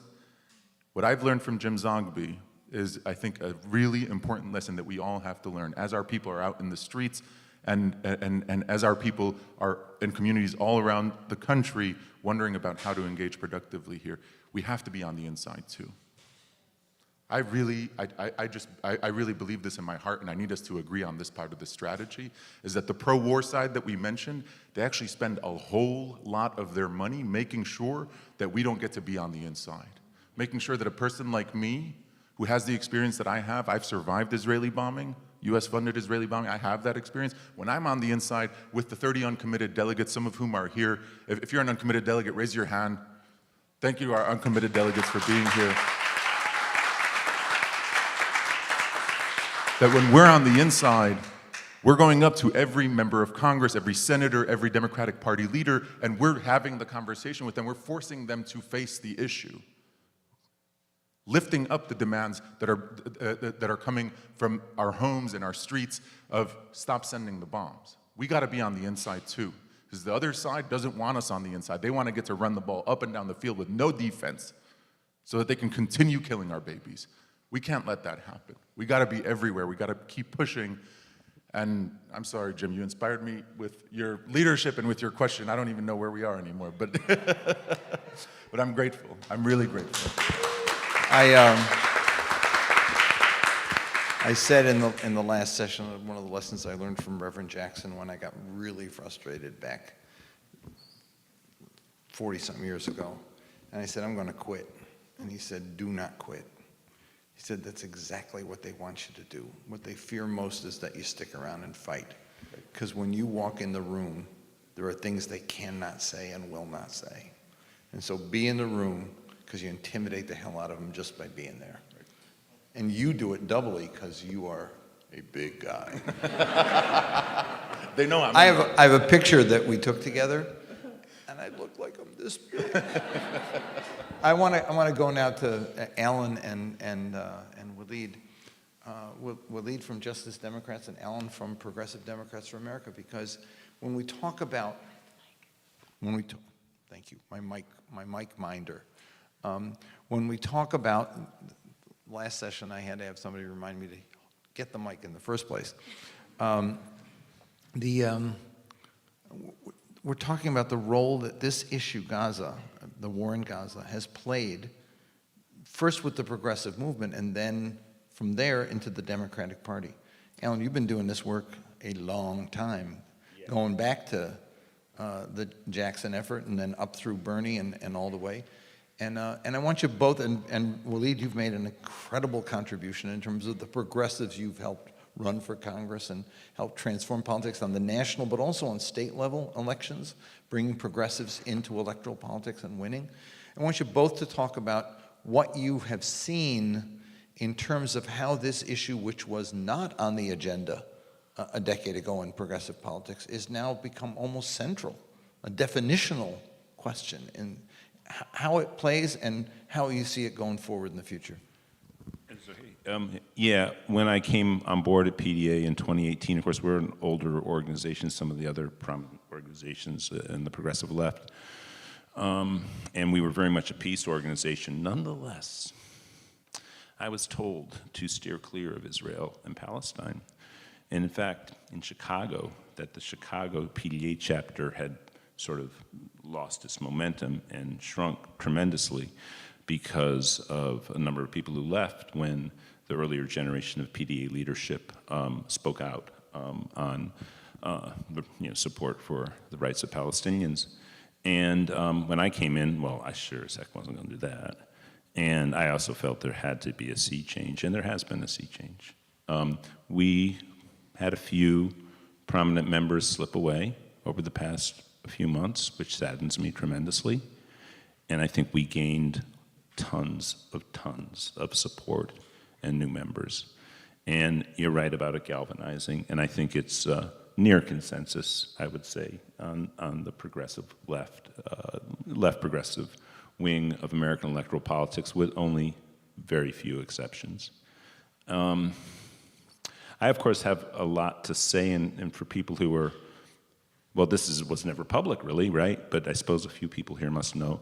I actually wrote the statement that was supported by The Nation magazine with assistance from Jeff Cohen from Roots Action. But, you know, I called everybody up who had spoken about doing it earlier and was adamant that we were going to do this. And we were going to do it before October 7th, as far as I was concerned. We had spoken about it, but not pursued it in the previous cycle, which was a statement from Jewish Americans, prominent Jewish Americans, opposing AIPAC's intervention in Democratic Party primaries. And we ended up with over 100 people signing on.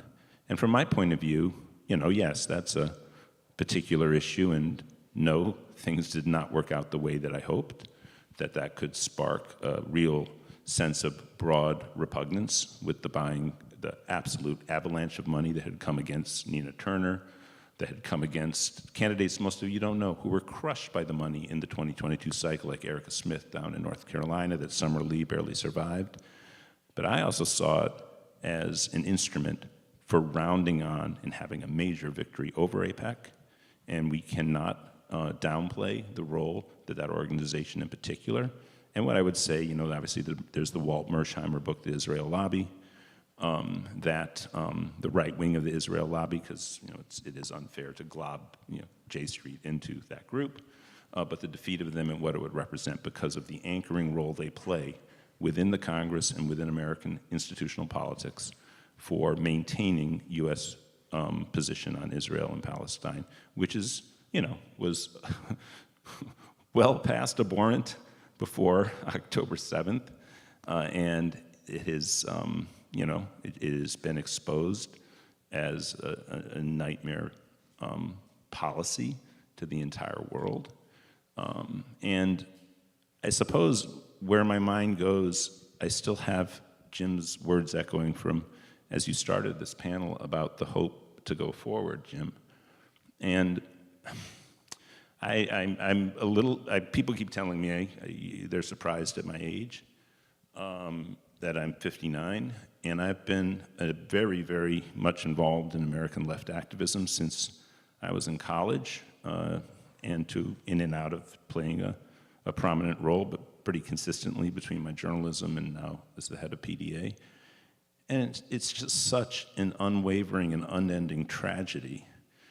And I've always paralleled in my mind, and sorry, this is painful, the mass incarceration of people from communities of color, in particular working class communities of color, as an issue that would appear and burst onto the political stage, the center stage of the American national dialogue, into consciousness with a growing consensus, especially with younger generations and moving through the population, that this has to change, and nothing changes. I'm terrified that this could revert to the norm again. Now, the whole world knows it can't. I'm not sure that there has ever been a horror show like this captured by televisable and digital media like ever before. If you think, I mean, right, the firebombing of Tokyo was not caught on camera every day available to be witnessed like this. Obviously, the level of slaughter there was off the charts. Hiroshima, Dresden, Hanoi, on down the line. The world has seen this. The world thinks this is appalling. We can't allow this to revert to the norm, and the United States of America's policy anchors the horror, which means, you know, Chomsky says you are accountable for the predictable, morally accountable for the predictable, oh, help me here, Jim, what's the quote? The predictable outcomes of your actions. You are morally accountable. We are supposedly a democratic republic, and our foreign policy is facilitating this and more so. It has to end. We have to go even beyond. I know that we've reached a point now in the progressive left where there's a consensus around a ceasefire, and there's a near consensus and probably a consensus that all arms sales to Israel must stop and must stop immediately. And of course, we must all do that to stop the slaughter and the killing of sacred human lives. and innocent human lives en masse. But we also hopefully can take this moment of horrible tragedy and not allow any reversion to the norm. And that means the establishment of Palestinian self-determination. That also means, look, in a modern state, the social contract is such that the state accords itself a monopoly on quote-unquote legitimate violence. That means the state has a military, the state has a police force. Clearly, the Palestinian people need to be able to be secure in their sense of safety, and so they need to have that available for their control in their self-determination. So we need that. The establishment of Palestinian self-determination, full human and civil rights, the control by the Palestinian people, and again, this will be up to them for its form to determine a state for self-protection. And I also believe, sorry, taking this far, but look, I actually do agree, of course, that form, the specifics must, of course, be worked out by always the people on the ground. But it is a little naive when you're in this country that is the imperial hegemon to not also recognize that in all likelihood, the United States is going to play a big role in whatever direction happens next and how this goes. And therefore, we, in the polity of the United States, must demand these things. We must demand them of our politicians, and yes, we recognize, demand them of the Democratic Party. And again, so I even extend all the way out to, I think we should start talking about massive reparations for the Palestinian people. And obviously, the trauma and the psychological trauma is so great, one can never say how that will play out in terms of the peaceful society that, of course, we hope and wish for the Palestinian people and for all the people of the Middle East. You know, I think if you basically produce a state where, just like with the racial wealth gap in the United States, I think a goal should be, given the history and the history of tragic symbiosis, that you have a Palestinian state that is basically at the level of wealth commensurate to the Israeli general population and state. And a goal such as that, I think, is something, I mean, that last thing I know is on people's radar screen, and the earlier things are, but we have to push for that. And I really believe that this is a moment where the world's hearts and minds are for that and with that, and we can't have a reversion to norm. Thank you. Thank you.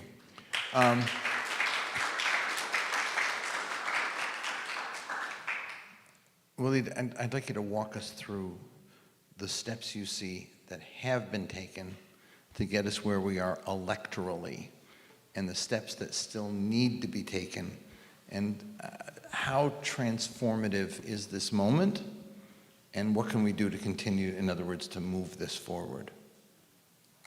Thanks, Jim, for having me.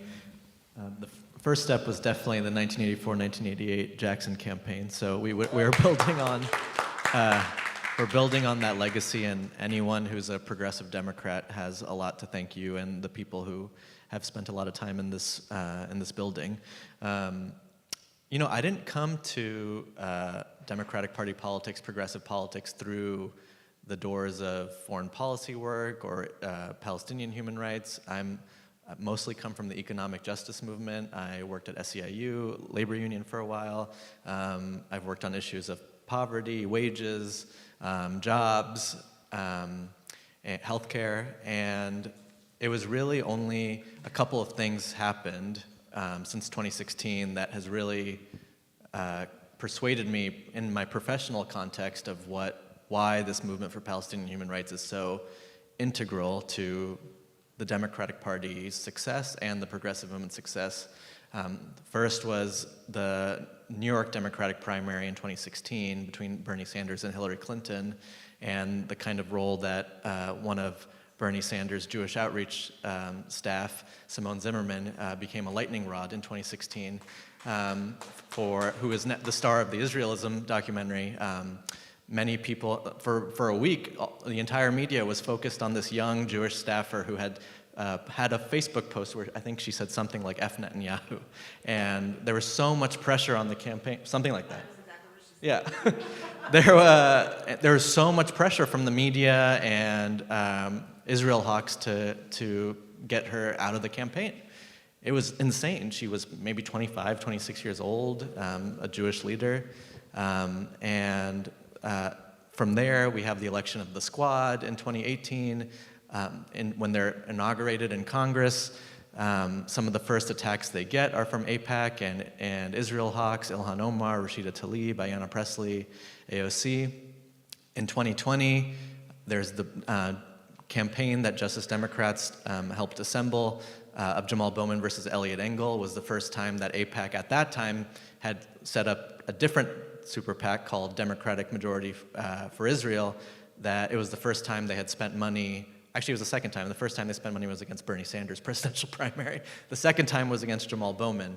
And Jamal Bowman was successful in that 2020 campaign, partly because we had assembled a coalition. Eliot Engel was a terrible candidate, but they spent millions of dollars in that race attacking Jamal Bowman with extremely racist ads, and it really showed us that we did not have the political, we were just at the beginning of setting up the political, financial, electoral, organizing infrastructure to be able to combat what was coming, that was just the beginning. 2 million against Jamal Bowman, heads into 2020 with 2022 with Jessica Cisneros' race against Henry Cuellar, AIPAC and other super PACs spent over $1 million against her, Summer Lee, I'm forgetting one more person. Nina Turner in there. And Nina Turner. This is like, we're on the big kid stage now. This isn't just like organizing a protest or a rally. This is like, they are spending millions of dollars to defend an unpopular status quo and not spending a dime on ads about what they're actually trying to do, which is to punish and discipline any member of the Democratic Party who criticizes whatever the stated position of the government of Israel is at any given time. And many politicians will tell you that as soon as they leave office. But when they're in office, they feel scared. And I think that the place we're at today with the role of the Democratic Party and progressive movement as it pertains to Palestinian human rights is that the Republican Party uses this issue to divide Democrats amongst themselves. The Democratic Party establishment that has interests to make sure there are no principals or bartenders or civil rights lawyers or community organizers or nurses in the Democratic Party uses this issue to make sure that the Democratic Party doesn't become more progressive on a host of issues that people like the Squad and Jamal Bowman and Summer Lee and other people are campaigning on that have nothing to do with Israel. And then the third piece is that they want to ensure that this generational tide that we all know is coming and is here is slowed down so that the Israeli government can do whatever it can to limit the ability for Palestinians to express themselves or to move towards some sort of self-determination or equal rights. To me, it never made sense to hold Palestine at the door. Like, I believed in equal rights for working class people, equal rights for, if we hold all of our values true on climate, on reproductive rights, on jobs, on unions, why would we have an exception for this issue? And I think that's why this issue is so important, because it's the issues that are at the margins that help define what the center is. And so if you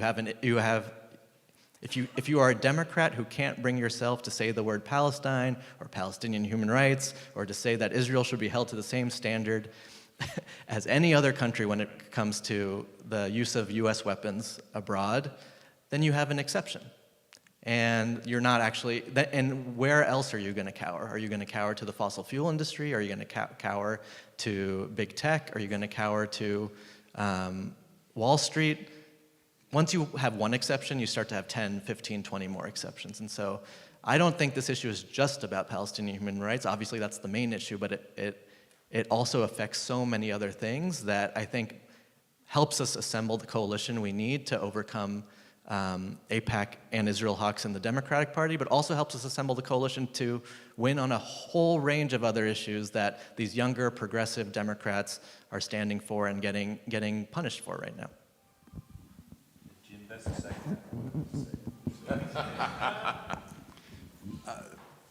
Oh, okay, we've seen the punishment. But, before I let you go and come back to Rania, there are races we've won. And what's interesting to me is that when we win them, they say, we had nothing to do with that. They're afraid of losing. You want to talk a little about the ones we've won and continue to win? Yeah, I think, so Summer Lee's race this year, Ilhan Omar's race this year, they show you that it's possible. I think the thing that AIPAC and their affiliates want people to do is to give up.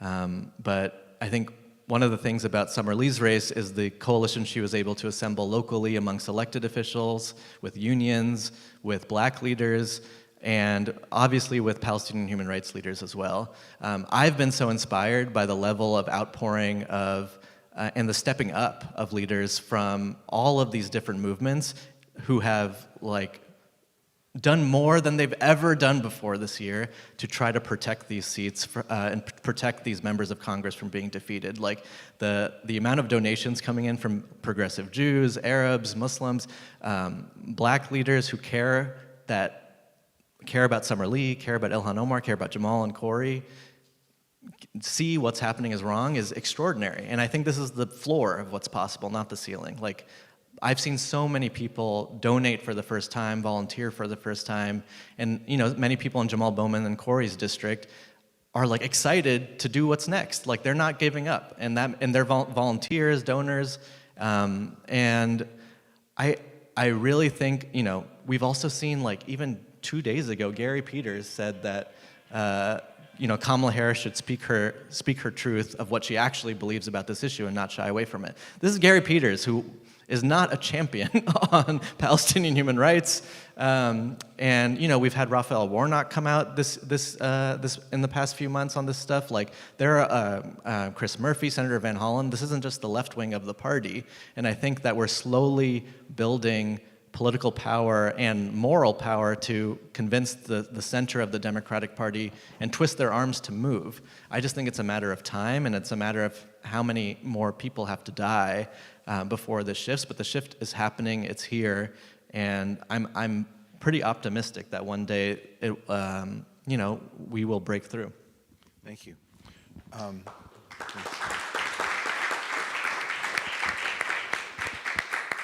Rania, you told a story the other day about how this personally affected you. You deal both in politics, but you also deal with entertainment and folks across the board, celebrities who deal with issues and coalitions that you help bring together. Talk a little about the impact this issue is beginning to have in the circles in which you operate and the way it's transforming thinking and behavior.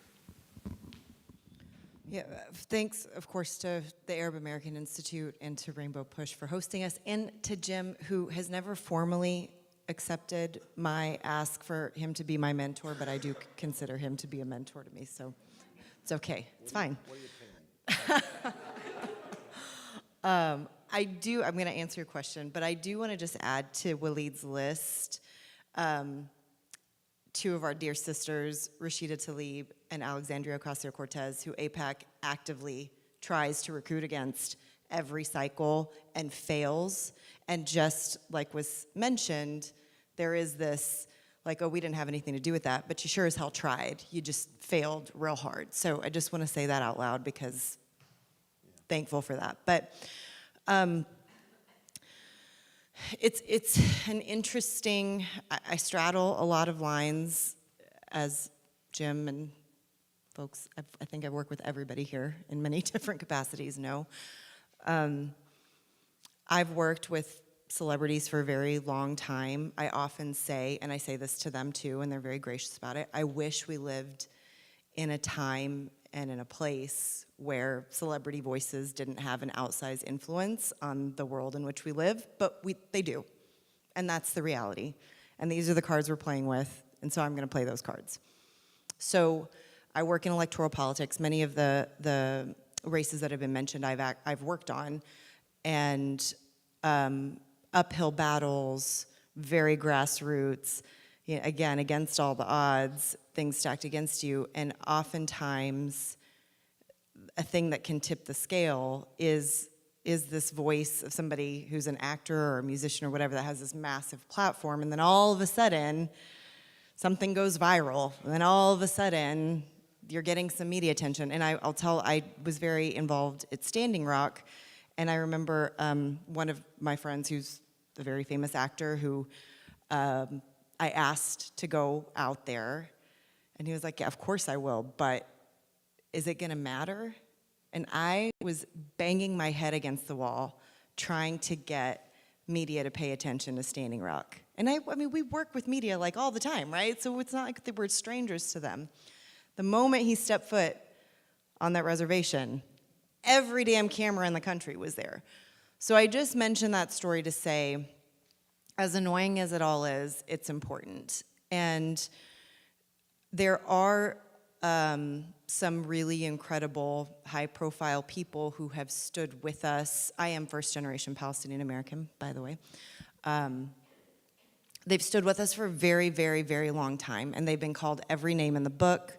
They've been canceled, some of them. Some of them have lost their agents. Some of them have been fired off of films. Some of them there's been an attempted cancellation, is that how you say it? I don't know, I'm not one of the cool kids, but it didn't work. But you know, they also suffer the consequences that the rest of us suffer for daring to speak out against the powers that be within AIPAC and as Waleed mentioned too, more recently, DMFI. The thing I will say in the last 10 months, and it's gutting, obviously, that we have to watch these atrocities happen, and this is sometimes what it takes to get people's attention. And as Abbas mentioned, and my God, Jim has literally been doing this work for decades, this is where we are now is not, it didn't just happen in the last 10 months, it is on the backs and on the shoulders of the people who have been organizing for decades and decades and decades.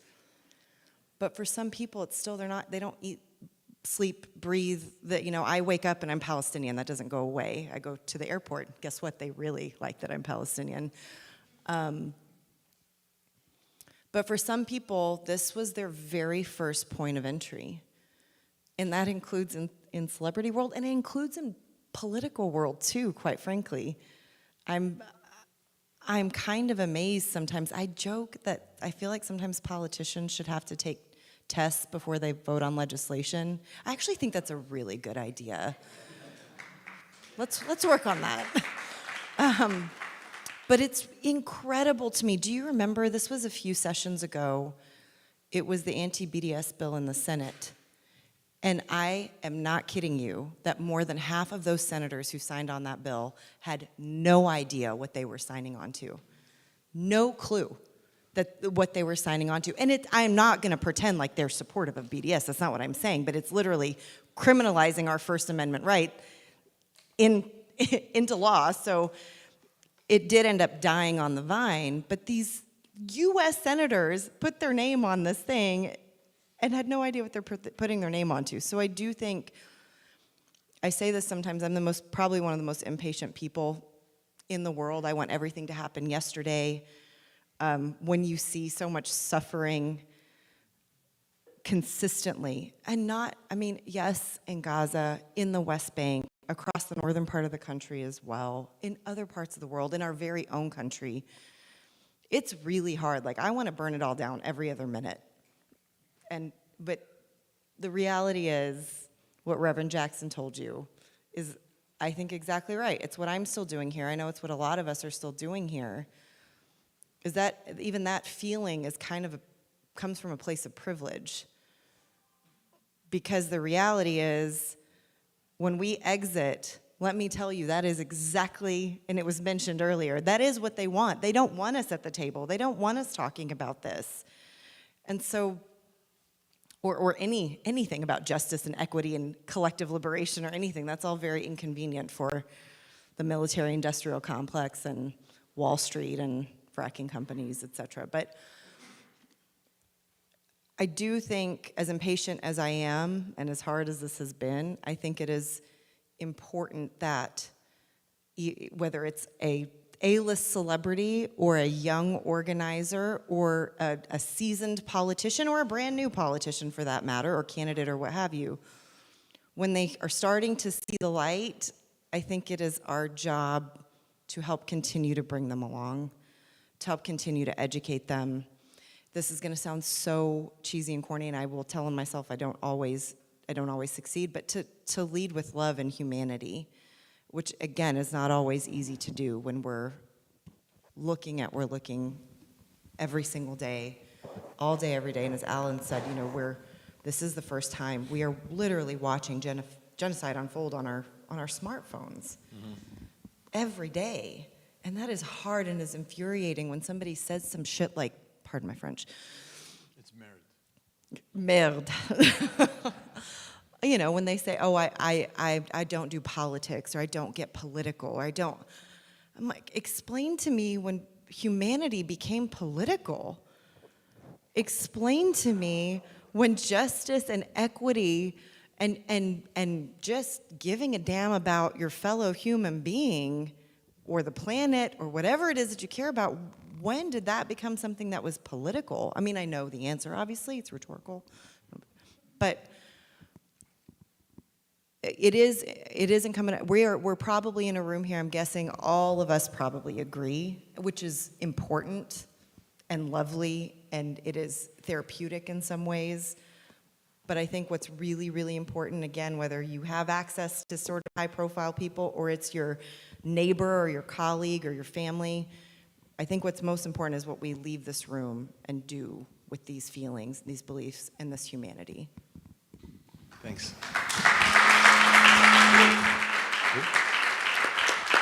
Thank you, Rania. Both to the point, but also to have an opportunity to tell a story I love to tell about a guy who I just adored. Pete McCloskey.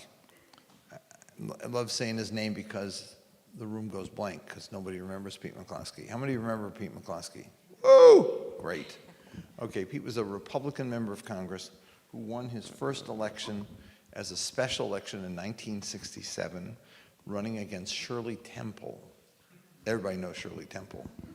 And he was a Marine colonel, retired Marine colonel, who ran on a platform against the war in Vietnam, and he won.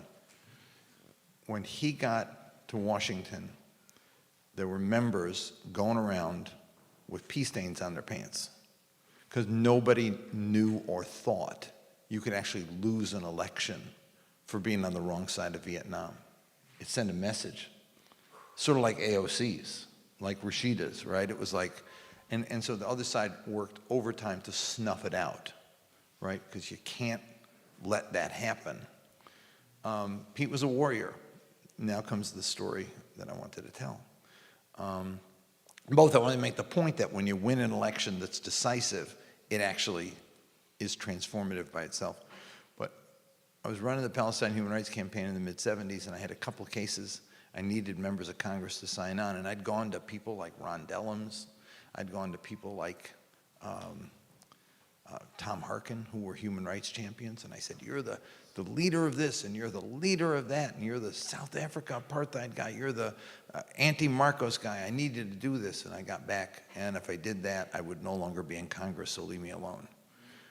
I went to Pete McCloskey, and I said, same pitch. Pete made a joke, and I didn't laugh. And he said, I just told you a joke, you didn't laugh. I said, yeah, but this is serious. He said, I'll tell you what's serious. I got to run for re-election. And I got people in my district who, if they even knew I was talking to you, they would be upset, and they would not contribute and support me again. He said, I'll tell you what, you get a sense of humor, come back and see me. Well, I left like startled. But it was funny because I actually reflected on it. It was so startling to me. And I thought, and I wrote this in a book about my father and the peaches. Mrs. Metzger was at the store, and I was handling the produce for him. And she was out there pinching the peaches. And I said, Dad, Mrs. Metzger was pinching the peaches. And I said, I'm going to tell her to stop. He said, no.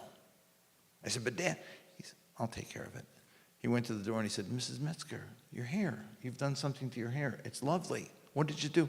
Oh, you think so, Mr. Zogby? She was a pen. And he said, yes, yes, yes. And and I was thinking about you the other day when these peaches came in. By the time he was done, she bought everything in the store, right? And the lesson I learned was that you have to have a rapport and people have to like you. And too often we take our issue and we go in pounding on the table and demanding with people who've actually had a life before us, and we don't recognize. I don't walk into a member of Congress's office anymore without knowing something about them, without looking at pictures on the wall and saying, I'm going to talk to him about this. And it's not playing them, but it is a little. The question is, it's not really. It's recognizing that they have a life. And they should know something about my life, I should know something. And I develop, when you have a rapport, you can have a conversation. And I think one of the things that we've not done too often is we go in making the demand and forgetting the fact that they actually have a life. And I always think that the people that we're speaking for need us to know the people and like the people we're trying to influence, and not just go in because it's principled. We're right. We're right to be mad that they're not doing it. But they're also right that we need to pay attention to them a little bit. And I think about that when I think of the way that you all have done this. You didn't do it in a hostile, angry way. You did it in a compassionate, thoughtful way. And when I hear you talk, I hear the abandoned Biden people, and then I hear you. It's like a different world. One is not going to sell the peaches, and you guys are at least in the position of getting them in the front door to deal with the peaches. Talk a little about how you, and I know, Waleed, you were instrumental in this strategy as well, about how to frame the issue in a way that made people want to consider doing it. Because, you talk about 740,000 votes. That's not a lot. But you know what's even less? Is 14 million for Joe Biden. That is a fraction of the Democratic constituency overall. People didn't vote. You had to work hard to get the votes. A lot of those people who voted just because it was a primary day, I'm going to go vote. You had to make people think about it and do it and sell it to them and actually work them hard. So tell me a little about that, how the strategy worked to bring people on board. Yeah. Yeah. Well, so one thing was that we wanted to make the messaging as simple as possible, which is that we were Democrats, and we thought that the best way to beat Trump was to have a united party before November. The best way to do that was to stop sending bombs to Israel's assault on Gaza. This, I think, there's part of this. We were a campaign in which we were doing. We were an organization. We had one purpose, to figure out how to influence the Democratic Party as quickly as possible. Like, there were a lot of, we didn't take stances on 1 state, 2 state, 3 states. We didn't take stances on Zionism. We didn't take stances on, some people called it a genocide, some people didn't. That was not the purpose, to have a 20-page policy document in which we were going to, make sure every member of our movement was a part of. The point was just to make it repeatable within 2 sentences and get people out there in the communities to talk about it. That said, it is extraordinarily painful for many of the Palestinian American leaders and Arab American leaders of this movement, and maybe Abbas can talk about this more, but I see it in their faces, I see it in their spirit, to make their humanity palatable to a media that is only interested in one question and one question alone, which is, what are you doing? Why don't you endorse Kamala Harris? And this is after I've seen Abbas, and after I've seen Layla, and after I've seen Lexi talk countlessly about members of their own family, people in their own communities in Michigan, and people who they know in Palestine and Lebanon and Israel who are being bombed. And the amount of message discipline and emotional discipline that these leaders have to show the American media and American politicians, I haven't seen anyone, I have not seen anyone do what they've been able to do over the last 10 months. And it's not easy, and I don't expect everyone to do it. But just the other day, Lexi was at a Democratic Party fundraiser. Someone saw her with at this convention. Someone saw her wearing a keffiyeh, walked up to her and said, "I hope you speak about the hostages too." She didn't say a word. And this person felt like, had all these assumptions about what her politics were, what her views are. I was walking with Abbas yesterday. He was on the phone. They saw him with the keffiyeh. They saw me walking with him. Someone came up to me and said this exact same thing. And, you know, I am composed. I'm professional. But it takes a toll on you. Like, these assumptions that we don't care about the hostages, we don't care about Israeli lives, just because we're emphasizing the value of Palestinians who are being erased. Or that we don't have Jewish family and Jewish friends. And so I appreciate, Jim, your point about that, your affirmation that you liked, you think we've had good messaging, good communication, and I'm trying to hold that. And this week it's just been hard, I think, because I've seen our leaders be treated very disrespectfully. John Nichols just joined us. John is from The Nation. He has been a journalist and an activist in this movement for decades. And the topic we're talking about is how this question of Gaza, the war in Gaza, politicized, became a part of the progressive movement, which is helping transform the Democratic Party. Can you talk a little about your experience of this? Because you first interviewed me when you were covering the Arab community in Toledo, Ohio, back in the 80s. And you've been following this issue for a long, long time. You want to talk a little about that? I'll talk a little bit about it, but I appreciate that the person who comes late shouldn't expect to take too much time. I do apologize for being late. This has been the craziest convention of my 14 conventions. And it has kept me running in an awfully lot of directions. And I'm just so glad that, this is the first time I've ever said this, I'm glad that Uber and Lyft exist. Because I was able to get from where I needed to be to wherever. Although I wish it was a cooperative run by trade unionists, et cetera. And I hope that we elect people that will help make that possible. So let me very quickly say first that I'm so honored to be with AAI. These folks have been doing the hard work for so long. I grew up in rural Wisconsin. I don't think I heard the mention of the word Palestine ever. You know what I mean? Maybe on TV, but never, ever in where I was coming from. And then I became a reporter, a journalist, and still barely ever heard mentioned, except maybe on TV or something, but never like in popular parlance. Then I moved to Toledo, Ohio, and in Toledo, Ohio, there's a very large Arab American community. And this guy named Jim Zogby used to come all the time, once a year, speak, and that's where I heard the word mentioned, with respect and with a vision for a just and equitable outcome for all peoples in the Middle East. So never applaud me, applaud Jim Zogby, because he is the heart of this thing. Now, to the change in the Democratic Party. Well, I've been around long enough, and this is a horrible reality, to have watched when the Reverend Jesse Jackson and people with him, including Jim, tried to move the party to start to talk about these issues. They weren't talking about Gaza. It was more broadly about Palestine. And it was a remarkable moment, and oddly enough, in some ways, easier, because it had been so off radar.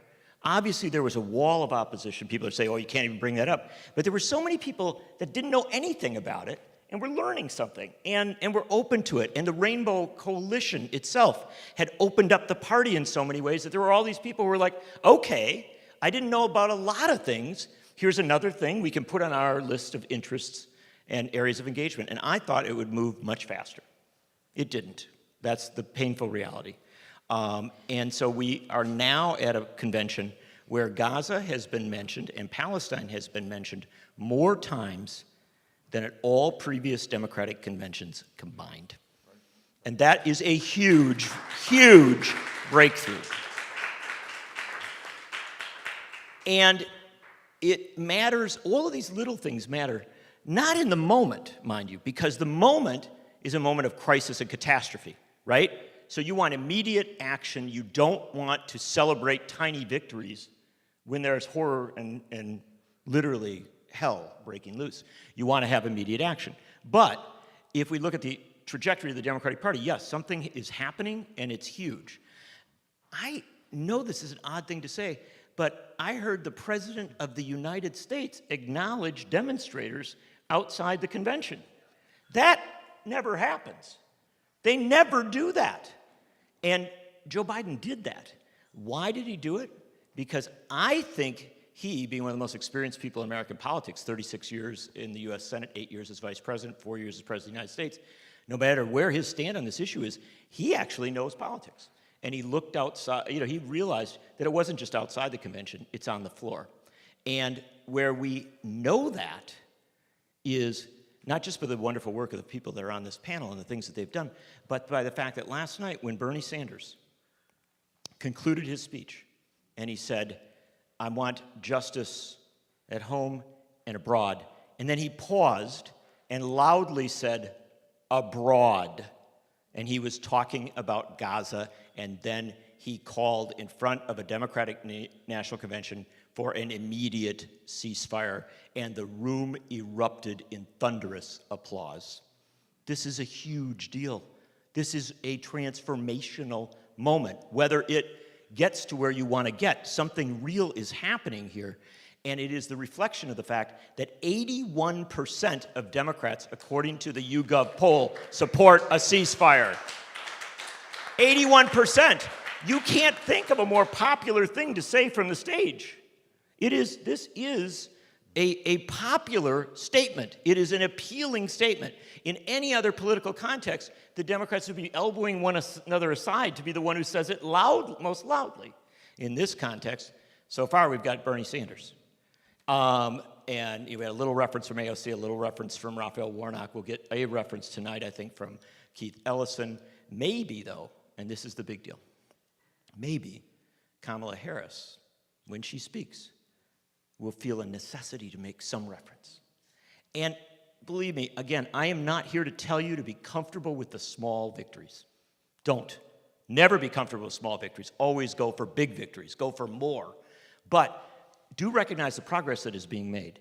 If the nominee of the Democratic Party for President of the United States feels it is necessary in her address to this convention to say the word Gaza, to say the word Palestine, to speak of Palestinians from that stage, and if she does so with respect and with some sense of understanding of the thousands in the streets, and frankly, of the thousands within that hall who want a shift in U.S. policy, that is the opening of a door that, frankly, I didn't know would open.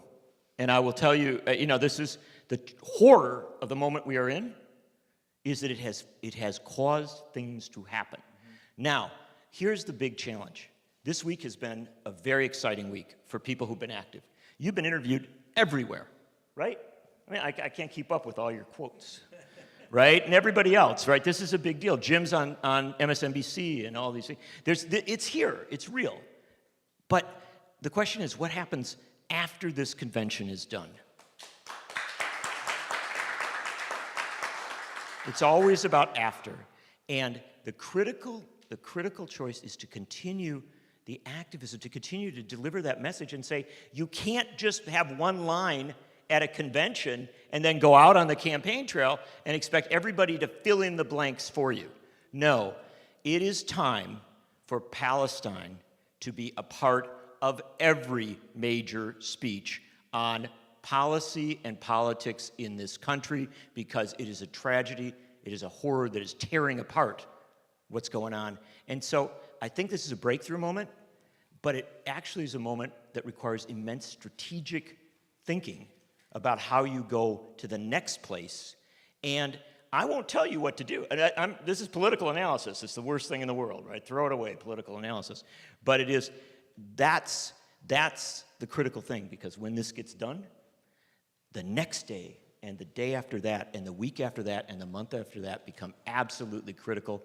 And sophisticated intervention at this point has the potential to make sure that we never get in the place we were last fall again, where everybody was afraid to speak up, or nobody did, or very few people did. Now we can have a different politics. It is just a question of how much different and how much better it can be. I come to here today, I raced down here today solely to say thank you. Thank you to the people who believed in American democracy so deeply that they would do an uncommitted movement, that they would, rally and work and struggle because you actually love this process enough to believe it might possibly work. And boy, I sure hope you aren't disappointed. Thank you.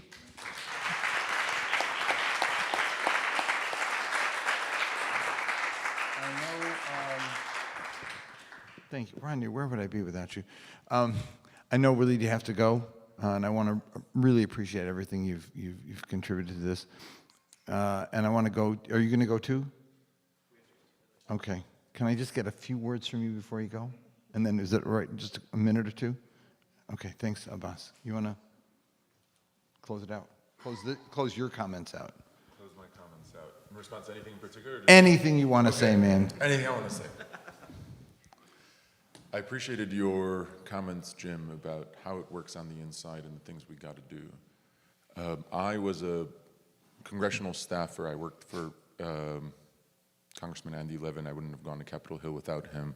Congresswoman Rashida Tlaib, and I was proud to serve as Congresswoman Cori Bush's chief of staff.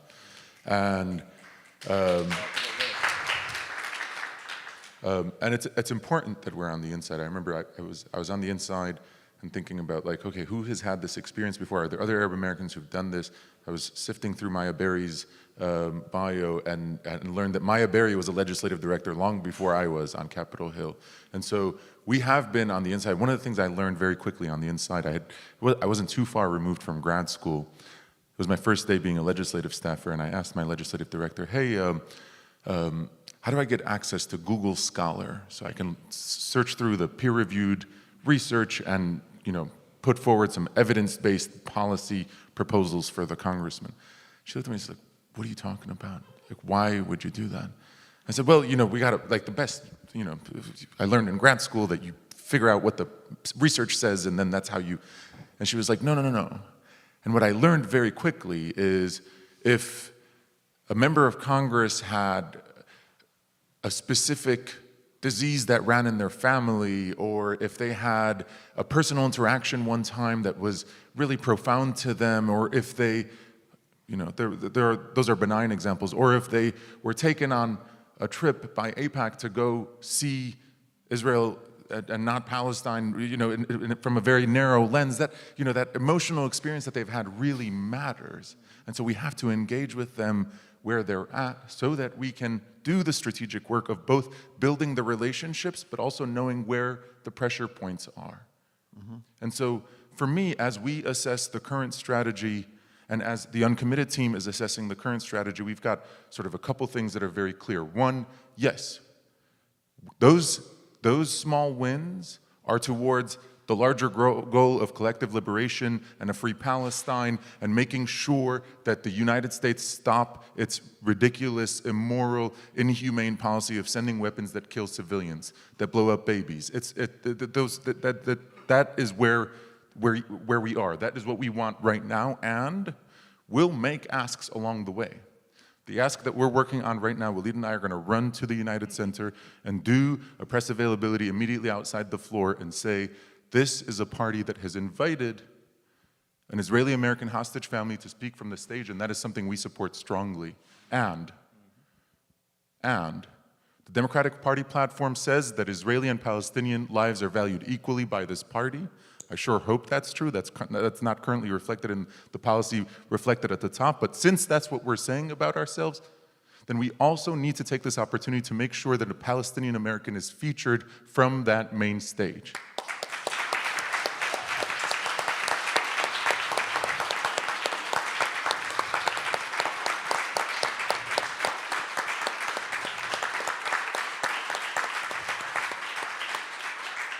So that's what we're pushing for. We have asked the vice president's top people, we've asked the top people at the DNC, we've asked every member of Congress that we have been able to interface with to make that same ask. We are playing the inside game and making sure to raise the question, to do the uncomfortable thing of making them face it. Is there room for Palestinians, for Palestinian Americans, for people who stand with Palestinian human rights in this party? The answer is yes, because we're here and we're not going anywhere. And we need that reflected from the main stage. That's what Waleed and I are going to run to do right now, and we're going to win this thing. I believe that we're going to win this thing. And you know what, Abbas? There isn't a single vote they lose if they do that. Of course. But there's a chance they might lose some votes if they don't do it. That's right. The sheer politics and the numbers of it say, for God's sake, put somebody on that platform to speak. Bottom line. Thank you. Thank you, man. That is such a small ask. Not a bad act. I'm not criticizing it. That is such a small act because the fact of the matter is I actually get the schedules for conventions and everybody else is on that stage. Everybody else. I'm going to say this too. I'm not hiding the strategy. We all are capable of doing this strategy. Run this strategy with me. We gave the DNC the names of every Palestinian American elected official in this country. We handed them the names, and for some reason, I don't know, maybe it's a problem with the vetting, and they're like, well, I don't know, that the names, we don't know how we feel about the names. Listen, if you can find a Palestinian American who hasn't publicly said we should stop sending weapons to kill my own family members, you can't. This is what Palestinian Americans believe, and so maybe the problem is structural. Maybe we should change the party's policy on this issue. So we're just asking the question, is there room for those of us, Democrats here, inside the halls and outside? Is there room for us to continue working on the issue of Palestinian human rights? We're going to make sure there's room. We're going to make sure there's more and more room in this convention and every convention that comes. Thank you, man.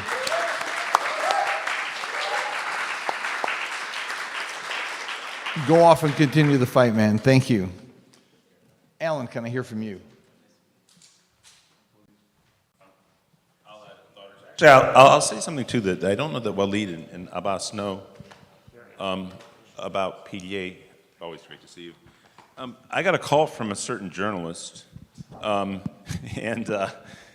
I was alerted to the first effort to raise this issue on the ballot, which was in New Hampshire, and PDA got involved in it directly, which is the write-in. It was a write-in thing. Remember, the New Hampshire primary wasn't happening? And then after the uncommitted votes happened, the tag that was used in New Hampshire fell away. It became vote uncommitted.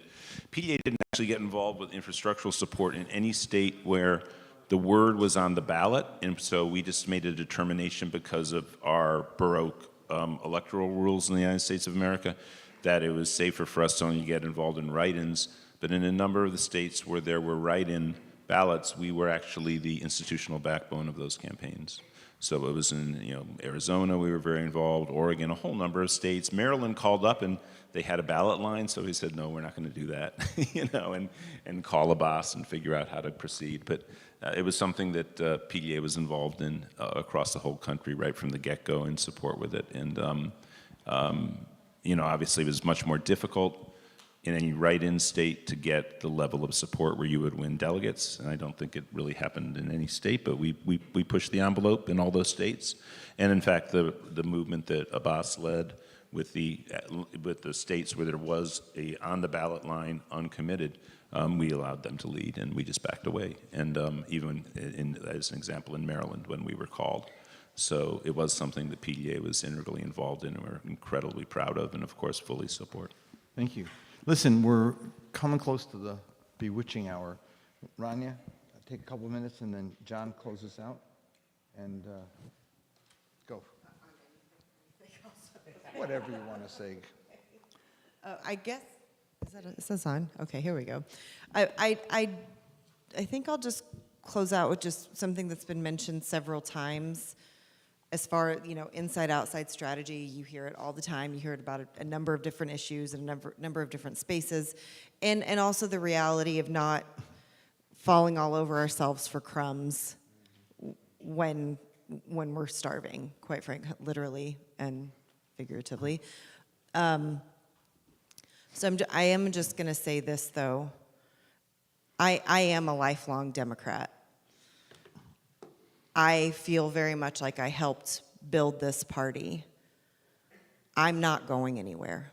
They've tried. They've really tried. I've been a massive pain in their ass for a long time.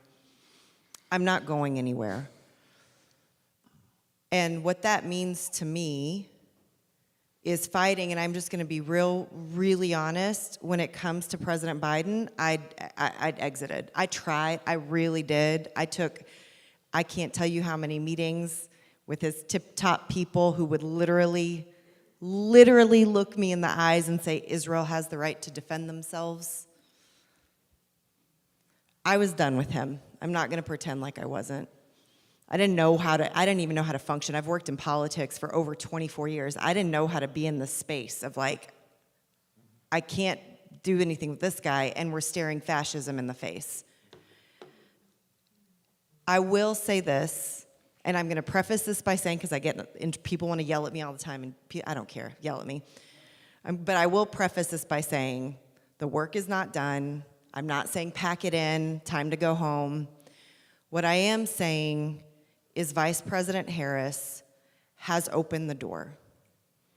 Even before there was a conversation that Joe Biden was going to step aside, she presented a propensity to deviate from his policy.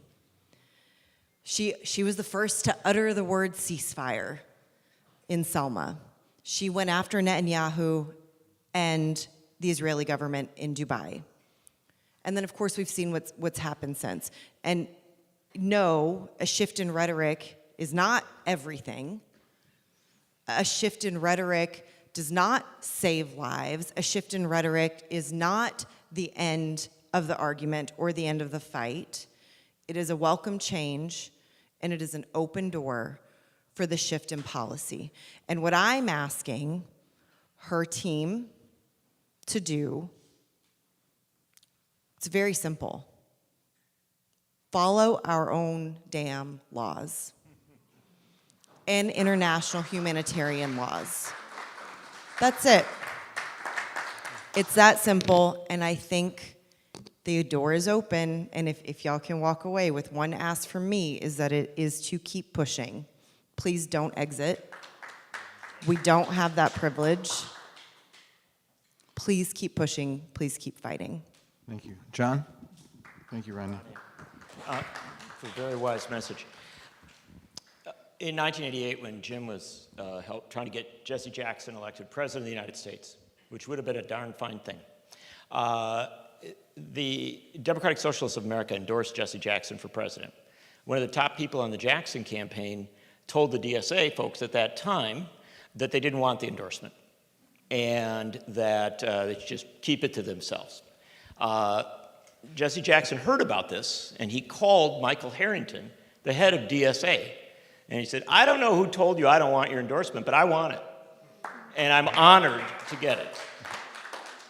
And that was an amazing thing done by the person at the top of the ticket, not aides down the line. And so one of the things that I think I take from your wise words is don't give up. I'm not going to tell you how to strategize. That's your work.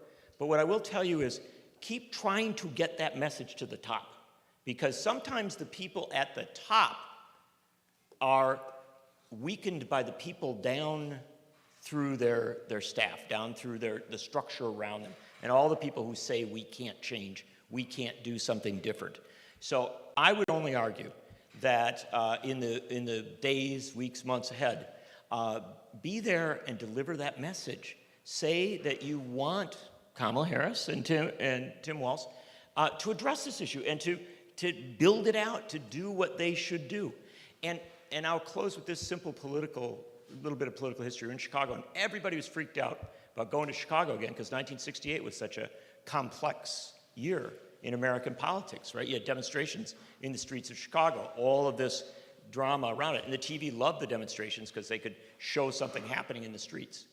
And so everybody thinks of Chicago in 1968 as what was going on outside the convention hall. And some people, Democratic strategists, will say, well, Hubert Humphrey lost in 1968 because of all that turmoil, because of all the people who came and tried to make him take an anti-Vietnam War stand. He lost because the students were out there, and the radicals, and SDS, and Tom Hayden, and people we eventually came to respect very much. No, that's wrong. The demonstrations in Chicago in 1968 were not dramatically bigger than demonstrations in other cities that same year. It was a year of turmoil and a year of uprising all over the country. There were much more violent and much more difficult demonstrations in other places. It wasn't the demonstrations, although they were valid and important, they were raising a vital message. The reason Hubert Humphrey lost was because inside that hall, when people begged the Democratic Party to pass an anti-Vietnam War platform plank and to put an anti-war candidate on the ticket as the vice presidential nominee, Hubert Humphrey and the Democrats decided not to do that. It wasn't about anything that happened. You know, the trouble for Humphrey wasn't in the streets. The trouble was in the seats. And the end result was that they left that convention without taking the stand that would have elected Hubert Humphrey president. And if Hubert Humphrey had been elected president, we would have continued the war on poverty. We would have continued the progress on racial justice that Lyndon Johnson, to his credit, had begun to work on. It was upended, and Richard Nixon became president of the United States. So I say, from a practical political standpoint, understand the vital importance of getting it right inside the convention if you want to win an election in November. Listen, thank you all very much. I got to tell you one story. Got to tell you one story. I've told this, some of you have heard it before. In 68, there was the credentials fight on Monday. Julian Bond led it, and they won. Had a mixed delegation from Florida. Tuesday was the fight over platform on Vietnam, and lost. Wednesday was the vice presidential bid, and the anti-war people and civil rights people nominated Julian Bond, who wasn't even old enough to be vice president. But that's when Daley brought in the cops and was beating on people as they were standing on chairs chanting Julian Bond, Julian Bond. He became the centerpiece of the whole thing. And then, on Thursday, Humphrey came out and Muskie came out. They're on stage, and Julian Bond comes out from behind the wall and holds both their hands up in the middle. And I didn't know Julian then. He was a neighbor of mine later, but I got to meet him in, I think, 73. And I said, Julian, why'd you do that? You broke our hearts. You really broke our hearts. And he said, there's two kinds of people. He said, there are those who sit on their pinnacle overlooking the world and see the muck of the world and say, I'm not going to get involved in that crap. I'm going to wait. It's going to get worse. When it gets worse, then it'll start to get better. I can't deal with that. Then there's the other kind of people who say, I got to get down in the muck and see what I can do to fix it. He said, that's where I am. And he said, and at that point, it was no longer Julian Bond versus Hubert Humphrey. It was Hubert Humphrey versus Richard Nixon. I had to make the right choice. And I've told that to my community, and I tell it to people right now. You don't get the election you want. You get the election you have. And for those who are, look, I fight with Democrats. I've been fighting with Democrats my whole life. And they've been pushed around, been excluded, been knocked down. But you can't tell me there's not a difference, even between Joe Biden and Donald Trump. But there certainly is a damn difference between Kamala Harris and we don't have a choice. We do have a choice. It's a real choice, and you got to make the right choice. You can't let this one go. And I believe there's lots of hope and lots of promise, and I thank everybody here for the contributions they made. And let's look for a Palestinian on stage tonight and hope we get it. Thank you. Oh, wait. For you out there, we're releasing a poll of U.S. voters that my brother did. It'll be released on Wednesday of this coming week, and it's about U.S. voters and Gaza and the presidential election, how Gaza plays in the presidential contest. Yeah, take some stuff on the way out. Thank you all very much.